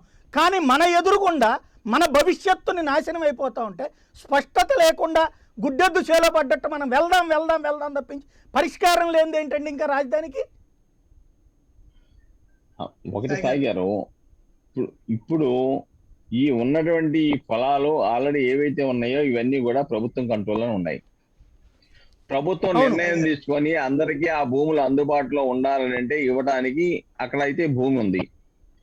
కాబట్టి ప్రభుత్వ పాలసీ ప్రకారం వాళ్ళు నిర్ణయం చేసుకుంటే సామాన్యుడు కూడా అక్కడ బతకడానికి కావాల్సిన అవకాశాలు సృష్టించవచ్చు. ప్రాక్టికల్ గా చెప్పండి, రెండు. భూమి ప్రభుత్వం వెనక్కిస్తే ఆ రైతుకి వెళ్తుంది. రాజధాని ప్రాంతంలో ఆ భూమి రైతుకి వెళ్తే ఎంత అవుతుంది? 40 కోట్ల రూపాయలు ఇప్పుడు హైటెక్ సిటీలో అయినట్టు అవుతుంది. సామాన్యుడికి అంటే నేను అనేది ఇంత షార్ట్ స్పామ్ ఆఫ్ ప్లేస్ ఎక్కడన్నా ఉందా? ఇప్పుడు విజయవాడ గుంటూరులు కలిపి రాజధాని అన్నారు ఇంతకుముందు. అమరావతి అని చెప్పి పేపర్ ఎడిషన్స్ తీసేశారు. ఏది గుంటూరు ఎడిషన్ తీసేశారు, Guntur rural edition, city edition తీశారు, విజయవాడ ఎడిషన్ తీసేశారు, విజయవాడ రూరల్ తీసేశారు, కృష్ణా జిల్లా ఎడిషన్ తీసేసి అమరావతి అని పెట్టారు. అది నమ్మారు జనం. ఇవాళ రోజున వచ్చేటప్పుడు కేవలం ఆ 55,000 ఎకరాలు మాత్రమే రాజధాని అంటున్నారు. అప్పుడు ఇంకెట్లాగా అవుతుంది ప్రజలకి లైఫ్? మాటలు ఒకటి అవుతున్నాయి. ఇప్పుడు వీళ్ళు ఎట్టయితే 3 రాజధానులు అనేసి అర్థం లేకుండా చెప్తున్నారు, ఆ రోజు చేసిన దాన్ని అది కొనసాగించండి అంటున్నాం. ఇప్పుడు అసలు బెజవాడ గుంటూరు రాజధానిలో లేవు అని ఇప్పుడు చెప్తున్నారు. అది ఎట్లాగ అసలు? ఇప్పుడు ఒకటి సాయి గారు, మీరు చెప్పినట్టుగా కొన్ని ప్రాక్టికల్ ప్రాబ్లమ్స్ ఉన్నమాట వాస్తవం. దాన్ని ఎలాగ అధిగమించాలని పెద్ద చెప్పేసి ప్రాక్టికల్ సార్, ఆలోచించాలి కొన్ని తప్ప. కాదు సార్, ఇది టెక్నికల్ కాదు సార్, మన భవిష్యత్తు సార్, జీవితం, Yes, అవునండి, కాదంటలేదు. తరాలు. ఇప్పటిదాకా కాదంటలేదు. అడుక్కు తిన్నాం, చెన్నైలో దీన్ని అడుక్కు తిన్నాం, అధిగమించడానికి హైదరాబాద్ లో కావాల్సినటువంటి బతికాం. పరిస్థితులు అక్కడ ఇప్పుడు మళ్ళీ ఉన్నాయి. ఇక్కడికి వచ్చాక కేవలం కోటీశ్వర చేతిలో రాజధాని పెట్టుకుని బయట బతకండి, మీకెవరికి సంబంధం లేదంటే ఇది రాష్ట్ర ప్రజల ప్రయోజనాల కోసమా సార్? ఇప్పుడు ఒకటి సాయి గారు, మీరు చెప్పేది ఒకటి వాస్తవం.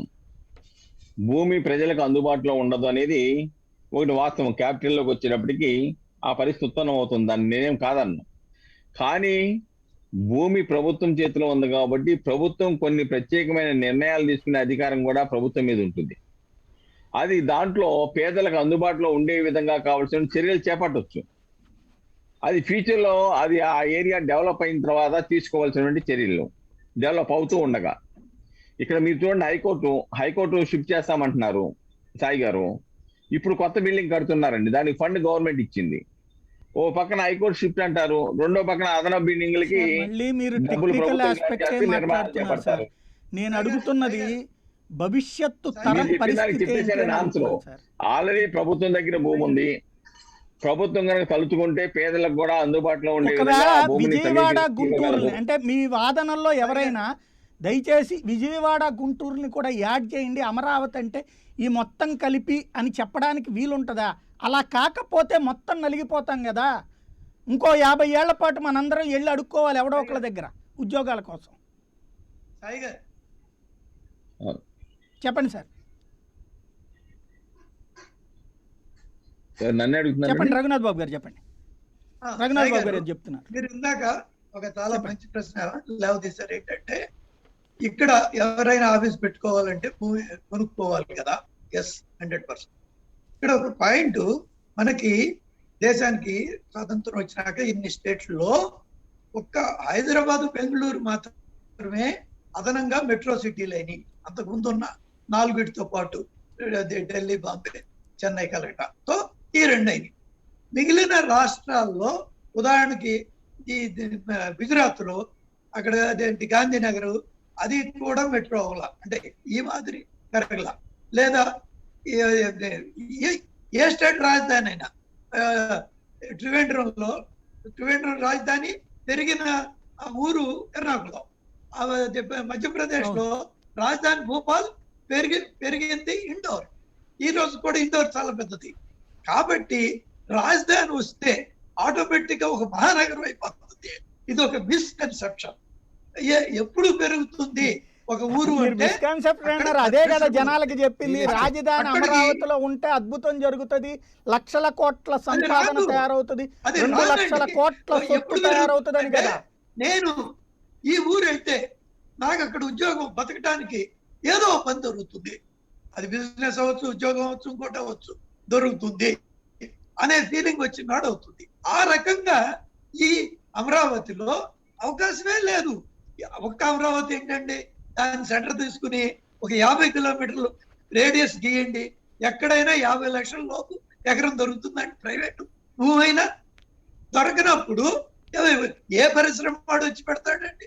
మీరు బిహెచ్ఎల్ చూసుకోండి, హైదరాబాద్ లో 4,000 ఎకరాలు ఉంది. దానికి 4,000 కాదు, వాళ్ళు ఇక్కడ 1000 ఎకరాలు ఒక పరిశ్రమకి బిహెచ్ఎల్ అంటే పరిశ్రమకి సహకరించి ఇవ్వగలగటం సాధ్యమేనా? కాబట్టి ఇది ఒక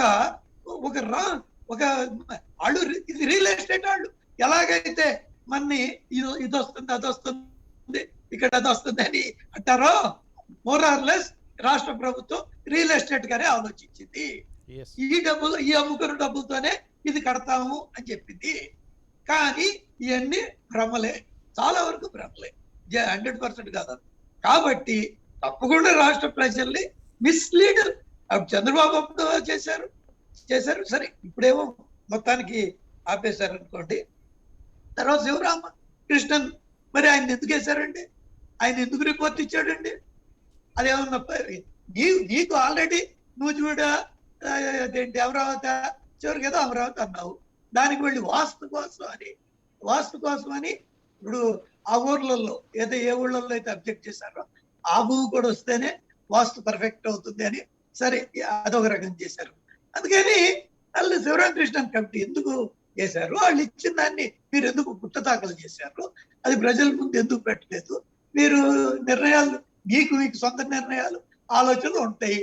దానికి ఇక ఇవన్నీ ఐవార్షలా శివరామకృష్ణన్ లాంటి ఉదాహరణకు అడుగుతున్నారు. అంటే ఈ ఐకానిక్ ఏంటి, తాత్కాలికం ఏంటంటే ఇదే పర్మనెంట్. ఇంకా పెద్దలు కట్టుకుంటే ఆ పెద్దింట్లోకి వెళ్తావు. కరెక్ట్. కానీ ఇది తాత్కాలిక ఇల్లు ఏంటి? ఇవాళ అసలు తాత్కాలిక అంటం వల్లనే ఇవాళ వీక్ అయింది. వాళ్ళు ఏమంటున్నారు తాత్కాలికం అని మీరే చెప్పారుగా. ఇదే మన అసెంబ్లీ, ఇదే మన సెక్రటేరియట్. రేపు పెద్ద సెక్రటేరియట్ వస్తుంది, కొత్త సెక్రటేరియట్ వస్తుంది అని చెప్పుకోవచ్చు కదా. కానీ తాత్కాలిక అంటాం ఎంత డ్యామేజింగ్ అండి.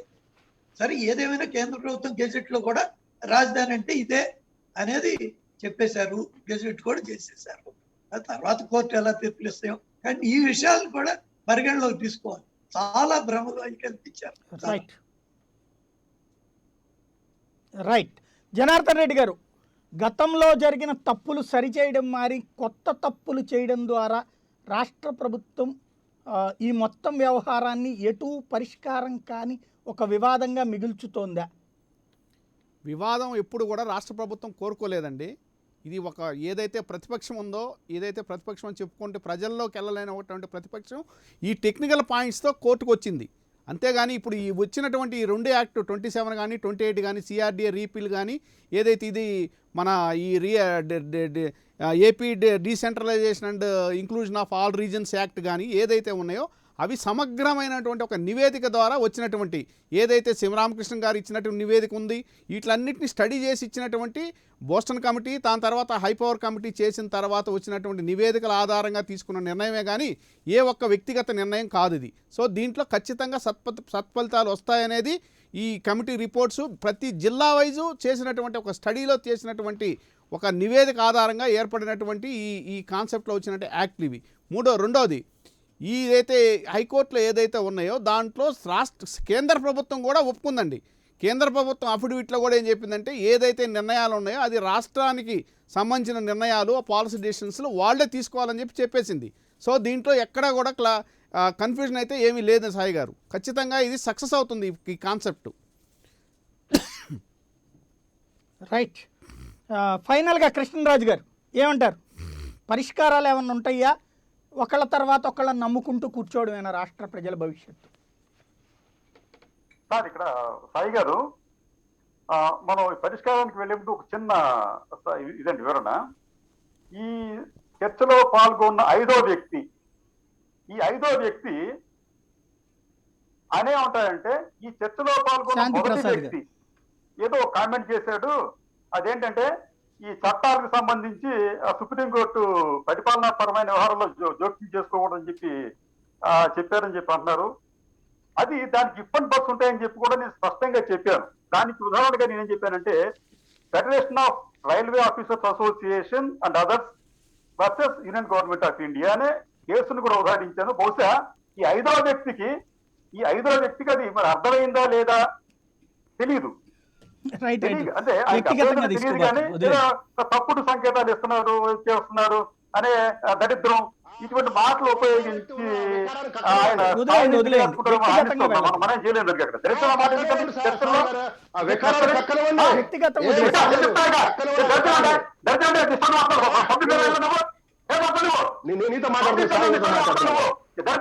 వ్యక్తిగతంగా వదిలేయండి. వ్యక్తిగతంగా వద్దండి ప్లీజ్ కృష్ణరాజు గారు. టాపిక్ మీద కన్ఫైన్ అవుదాం.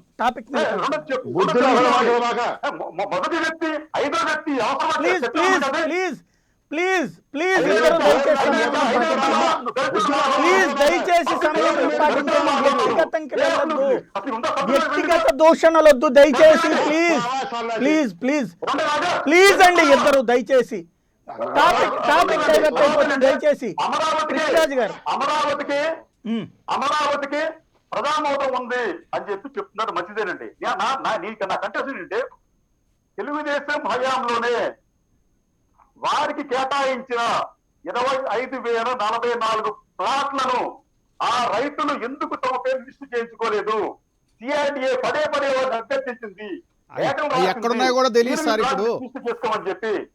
కానీ వారు ఎందుకు చేసుకోలేదు అంటే వారికి డౌట్స్ ఉన్నాయా ఏంటి? అంటే వారికి ఇష్టం లేదా? వారు అగ్రిమెంట్ ఇచ్చారండి. అగ్రిమెంట్ ఇచ్చారు కానీ రిజిస్ట్రేషన్ చేసుకోలేదు. కాబట్టి ఏంటంటే అమరావతికి సంబంధించి అక్కడ రైతులందరూ కూడా సంతోషంగా ఇచ్చారని చెప్పడానికి ఆస్కారం లేదు. ఎందుకంటే అమరావతి ప్రాంతానికి అనేక సార్లు పర్యటించామండి. అమరావతి ప్రాంతానికి చేసిన మొట్టమొదటి రైతు సమావేశం మేము ఏర్పాటు చేశాం విజయవాడలో. మాకు తెలిసిన సాధక మొదలు ప్రపంచ బ్యాంక్ బృందం వస్తే మేము నివేదిక ఇచ్చాం అక్కడ మేము. అది వైబుల్ ప్రాజెక్ట్ కాదని చెప్పి. మూడోది ఇక్కడ రాజకీయాలు అంటారా?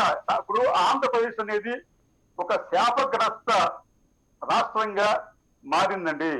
దానిని ఎవ్వరికి ఇష్టం వాళ్ళు మోసం చేశారు. Bharatiya Janata party, TDP, YCP ఎవరిగా చెప్పండి అందరూ దాన్ని మోసం చేశారు.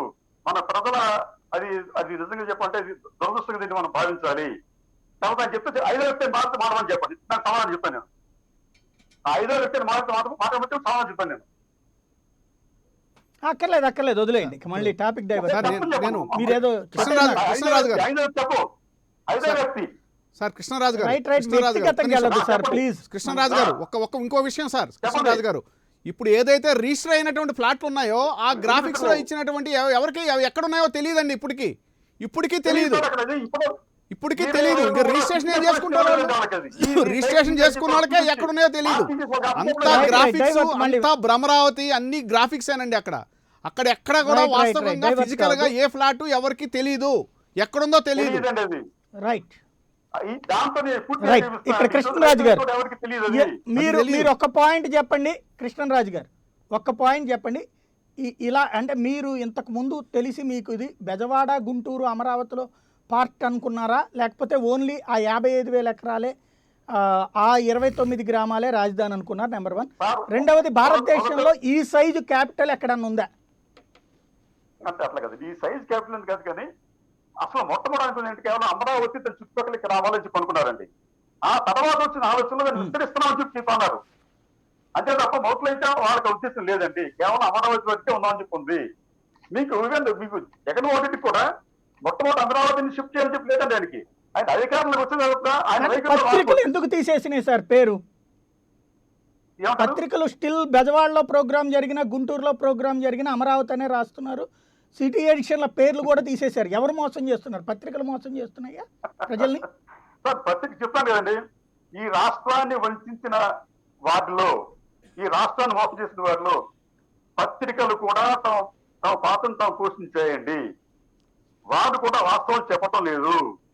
ఏది ఏ పార్టీకి వాళ్ళు అంతకాగి దానికి తగ్గట్టుగా వాళ్ళు వార్తలు రాయటం,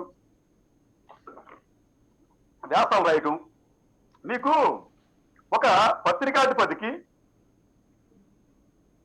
నాగార్జున యూనివర్సిటీ వెనుక ప్రాంతంలో దాదాపు 30 ఎకరాల విలువైన స్థలం ఉందండి. రాజధాని రావటం వల్ల ఆయన అపారంగా ఆయన ఆస్తుల విలువ పెరిగింది. కానీ రాజధాని మార్చారని చెప్పిన తర్వాత దాని విలువ హఠాత్తుగా పడిపోయింది. కాబట్టి వాళ్ళందరికీ కూడా బాధ ఉంటుందండి న్యాచురల్ గానే. అదే నా వాల్యూ 10 కోట్లు అయింది ఎకరం, ఇప్పుడు అది 1 కోటి కూడా రావట్లేదని చెప్పి బాధ ఉంటుంది. ఈ బాధతో ఏంటంటే వాళ్ళు ఒక పక్షానికి కొమ్ముగాయటం, తర్వాత వాస్తవాలను వక్రీకరించడం, అవాస్తవాలను ప్రచారం చేయటం, ఇవన్నీ జరిగినాయండి. మీకు చాలా స్పష్టంగా మీకు ఇంకో విషయం చెప్తాను. మీకు ఇన్సైడర్ ట్రేడింగ్ జరిగిందా లేదా అనే విషయానికి సంబంధించి సుప్రీంకోర్టులో మన ఈ ప్రభుత్వ వ్యతిరేక లాయర్లు వాదిస్తూ ఈ విషయం ముందే ఇది అమరావతి ప్రకటించడానికి ముందే ఈనాడు వచ్చిందని చెప్పి వాళ్ళు అఫీషియల్గా చెప్పారండి. అక్కడ పబ్లిక్ అమరావతిలో ఈనాడు వచ్చిందని చెప్పన్నది ఎవరు చెప్పారండి ఈనాడికి? అంటే ముందే మీకు అంటే సమాచారం అనేది ముందే వారికి ఉంది. ఈ విషయాన్ని అధికారికంగా వాళ్ళు సుప్రీంకోర్టులో ధృవీకరించారు. అమరావతి రాజధాని ప్రకటనకు ముందే ఈనాడులో ఆ వార్త వచ్చిందని చెప్పి వాళ్ళు చెప్పారు. అంటే ఏం జరుగుతుందంటే అల్టిమేట్ గా ఎవరికి తోచినట్టుగా వాళ్ళు ఆంధ్రప్రదేశ్ తోటి, అమరావతి తోటి ఆడుకున్నారు. రాష్ట్ర ప్రయోజనాలను పణంగా పెట్టారు. ఇప్పటికీ పెడుతున్నారండి. మనకు అసలు సభలు చాలా ఉన్నాయి. మనకు అది ఇది మనకు కేంద్రం నుంచి రావాల్సిన నిధులు కావచ్చు, లేకపోతే హోదాలు కావచ్చు, లేకపోతే విశాఖ ప్రైవేటీకరణ కావచ్చు, ఈ వీటి వేటిని కూడా మనం పట్టించుకోవడం మానేశాము. ఎవడేం పోయినా మనకు అనవసరం, మన పార్టీ మనకు బాగుంటే బాగుంటుంది, మన పాలసీ మనకు బాగుంటే బాగుంటుంది చెప్పి భావంతో మనం ఉన్నాం తప్ప సమిష్టిగా విభేదాలు మాని రాష్ట్ర ప్రయోజనాల కోసం మనం మాట్లాడటం, ఆలోచించడం మానేశాము. దాంట్లో భాగంగానే ఇప్పుడు నాకు ఒక చిన్న డౌట్ అండి. మనకి అమరావతి అనౌన్స్ అయినప్పటి నుంచి లీటర్ పెట్రోల్కి 4 రూపాయలు చొప్పున సెస్ వసూలు చేస్తున్నారు అమరావతి అభివృద్ధి కోసం అన్నది. అలాగే బాండ్లు ఒక 2,000 రూపాయలు ఇవి తీసుకున్నారు. ఈ డబ్బులు అక్కడ ఖర్చు పెట్టినట్ట పెట్టనట్ట అది ఒప్పందం కిందకి రాదా? సాయి గారు ఫిక్స్ అని చెప్పి ఆ పేరుతో కొంత డబ్బులు వసూలు చేశారు. అదేమీ తెలియదు. అల్టిమేట్ గా ఏంటంటే అమరావతి అనేది అది ఒక రకంగా ఒక అపహాస్యంగా మనం దీన్ని మార్చుకున్నామండి. మొదటి నుంచి కూడా వాళ్ళు మీరు ఇందా చెప్పినట్టు మన రఘునాథ్ గారు చెప్తున్నారు. మొదటి నుంచి ఏంటంటే అసలు శివరామకృష్ణ కమిటీ అనేది లాస్ట్ ప్రిఫరెన్స్ దానికి. అది దాన్ని తీసుకెళ్లి ఫస్ట్ ప్రిఫరెన్స్ లో పెట్టి తీసుకొచ్చి ఇప్పుడు నేను ఒకటి ఫస్ట్ నుంచి ఒకటి చెప్తున్నాను. సెకండ్ మీరు ఈ ప్లాట్లు చేశారండి. సుమారుగా మీరు చేసిన ప్లాట్లు 64,709 ఫ్లాట్లు, కమర్షియల్ కావచ్చు, రెసిడెన్షియల్ కావచ్చు. మీరు ఫ్లాట్లు విభజించి ఎవరి వాళ్ళకి మార్కింగ్ చేసి వాళ్ళకి అప్పచెప్పేస్తుంటే అసలు ఈరోజు రాజధాని ఎక్కడికి కదలేదు కదండి మీకు. ఎందుకంటే వాళ్ళే రైతులే కట్టుకునేవారు, లేదా డెవలప్మెంట్ ఇచ్చుకునేవారు. ఒక్కసారి రాజధాని ఇచ్చేవాళ్ళు, అపార్ట్మెంట్ ఫ్లాట్లు వచ్చాయి. మీకు విజయవాడ, గుంటూరు మధ్యన మీకు అసంఖ్యాకంగా మీకు బిల్డింగ్లు వచ్చినాయండి, కార్యాలయాలు వచ్చినాయి మీకు. అదే దానికి ప్రభుత్వమే సహకరించలేదే. అట్లాగే మీరు ఈ ప్లాట్లు ఆనాటి తెలుగుదేశం ప్రభుత్వం రైతులకు ఇచ్చేసి ఉంటే, ఫిజికల్ గా వాళ్ళకి అప్పచెప్పేసి ఉంటే, ఇది కంప్యూటర్ లో ఉండే చార్ట్లో కాదండి, ఫిజికల్ గా వాళ్ళకి అప్పచెప్పి ఉంటే వాళ్ళేదండి ఈ పాటికి ప్రమాణం డెవలప్ చేసుకునేవాళ్ళండి. ల్యాండ్ వాల్యూ పెరిగేది అక్కడ, రాజధాని మార్చాలని చెప్పి ఆలోచన వచ్చి ఉండకపోవచ్చు కూడా ఆ టైంకి. చేసిన తప్పులండి. రైట్. అంటే పాలకుల అనాలోచిత విధానాలు, స్వార్థ విధానాలు, సంస్కృతి విధానాలే మన రాష్ట్రానికి శాపంగా మారినాయి. ఏమన్నా మారుతుందా? ఇంతేనా ఇలా కొట్టుకుపోవడమేనా మనం? సరే, మార్పే ఉండదండి ఇది.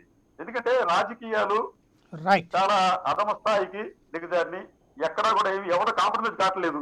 తమ స్వార్థ రాజకీయాలని కాపాడుకోవడం విషయంలో ఎవరు కాంప్రమైజ్ కావట్లేదు. పరిస్థితి మార్పు రాదు. రైట్. థ్యాంక్ యూ అండి. పొనక జనార్దన్ రెడ్డి గారు, శాంతి ప్రసాద్ గారు, రఘునాథ్ బాబు గారు, ముప్పాళ్ళ సుబ్బారావు గారు, కృష్ణరాజు గారు. అమరావతి మీద ఇవాల్టి నుండి వాదోపవాదాలు జరగబోతున్నాయి. అయితే కొంత ఆలస్యం కావచ్చు, 2 వారాలు వాయిదా కోరే అవకాశం ఉందన్నది సుబ్బారావు గారు చెప్తున్నారు. అది టెక్నికల్ ఆస్పెక్ట్స్ పక్కన పెడితే ప్రజలకి కావాల్సింది ప్రజలందరికీ హక్కు కలిగినటువంటి రాజధాని. 55,000 ఎకరాలు మాత్రమే అని ప్రజలకైతే తెలియదు. మొత్తం కలిపి విజయవాడ, గుంటూరులు అనుకున్నారు. దానికి అనుగుణంగానే పత్రికల ఎడిషన్ల పేర్లు కూడా అమరావతి అని మార్చారు, గుంటూరు, విజయవాడలది కలిపి. తీరా చూస్తే ఇప్పుడు అది కేవలం 55,000 ఎకరాలు మాత్రమే అక్కడే కేంద్రీకృతం అంటున్నారు. అదే సందర్భంలో అక్కడ స్థలాలు ఇచ్చినటువంటి వాళ్ళు, పొలాలు ఇచ్చి స్థలాలు తీసుకునే వాళ్ళకి లేదా ప్రభుత్వానికి మాత్రమే భూమి హక్కు ఉండటం అనేది జరుగుతుంది. దీని మీద చర్చ జరగాలి, ద్వేషంతో కాదు, బాధ్యతతో. భవిష్యత్ తరాలు మన పిల్లలు ఇప్పటిదాకా ఇతర రాష్ట్రాల్లో పడి బ్రతకాల్సి వస్తుందంటే ఈ ప్రాంతానికి సంబంధించిన నిధులన్నీ తీసుకెళ్ళి అవతల ఖర్చు పెట్టుకున్నామంటే మన ఆనాటి పాలకులకు సంబంధించినటువంటి ఇప్పుడు మన కళ్ళ ఎదురుగుండా జరుగుతున్నటువంటి పరిణామంలో ఖచ్చితంగా ఎక్కడ కావాలి అన్నది ప్రజల ఇష్టం, నో డౌట్. అది అమరావతి అనౌన్స్ చేశాక అది పూర్తి చేయడం మంచి పద్ధతి. కానీ ఈ రిస్ట్రిక్షన్స్ తీయాలా, అదే సందర్భంలో బాధ్యతగా అందరికీ హక్కు కలగాల, ప్రజలని నమ్మించి గుంటూరు, విజయవాడలో కూడా అన్నటువంటిది చట్టబద్ధం చేయాలా. అలా చేస్తానికి అవకాశం ఉందా లేదంటే అది కోర్టులు చేసే పని కాదు, ప్రభుత్వాలు చేయాల్సినటువంటి అంశం. చేయకపోతే కనుక ఇంకొక 25 ఏళ్ళు 30 ఏళ్ళు తిట్టుకుంటూ కూర్చోవడమే తప్ప మనం మాత్రం పక్క రాష్ట్రాలకు వెళ్ళి బతకాల్సిన కర్మ పడుతుంది. అలా కావాలని కోరుకుందామా లేదా ప్రభుత్వాలు బాధ్యత మరిచినటువంటి వేళ గుర్తు చేద్దామా అన్నది ప్రజలందరూ ఆలోచించాల్సిన అంశం. ఇది అంశానికి సంబంధించి చర్చ. తాజా అప్డేట్తో సరికొత్తపల్లి మరి కాసేపట్లో మేము ఉంటుంది. చూస్తూనే ఉండండి ప్రైమ్9.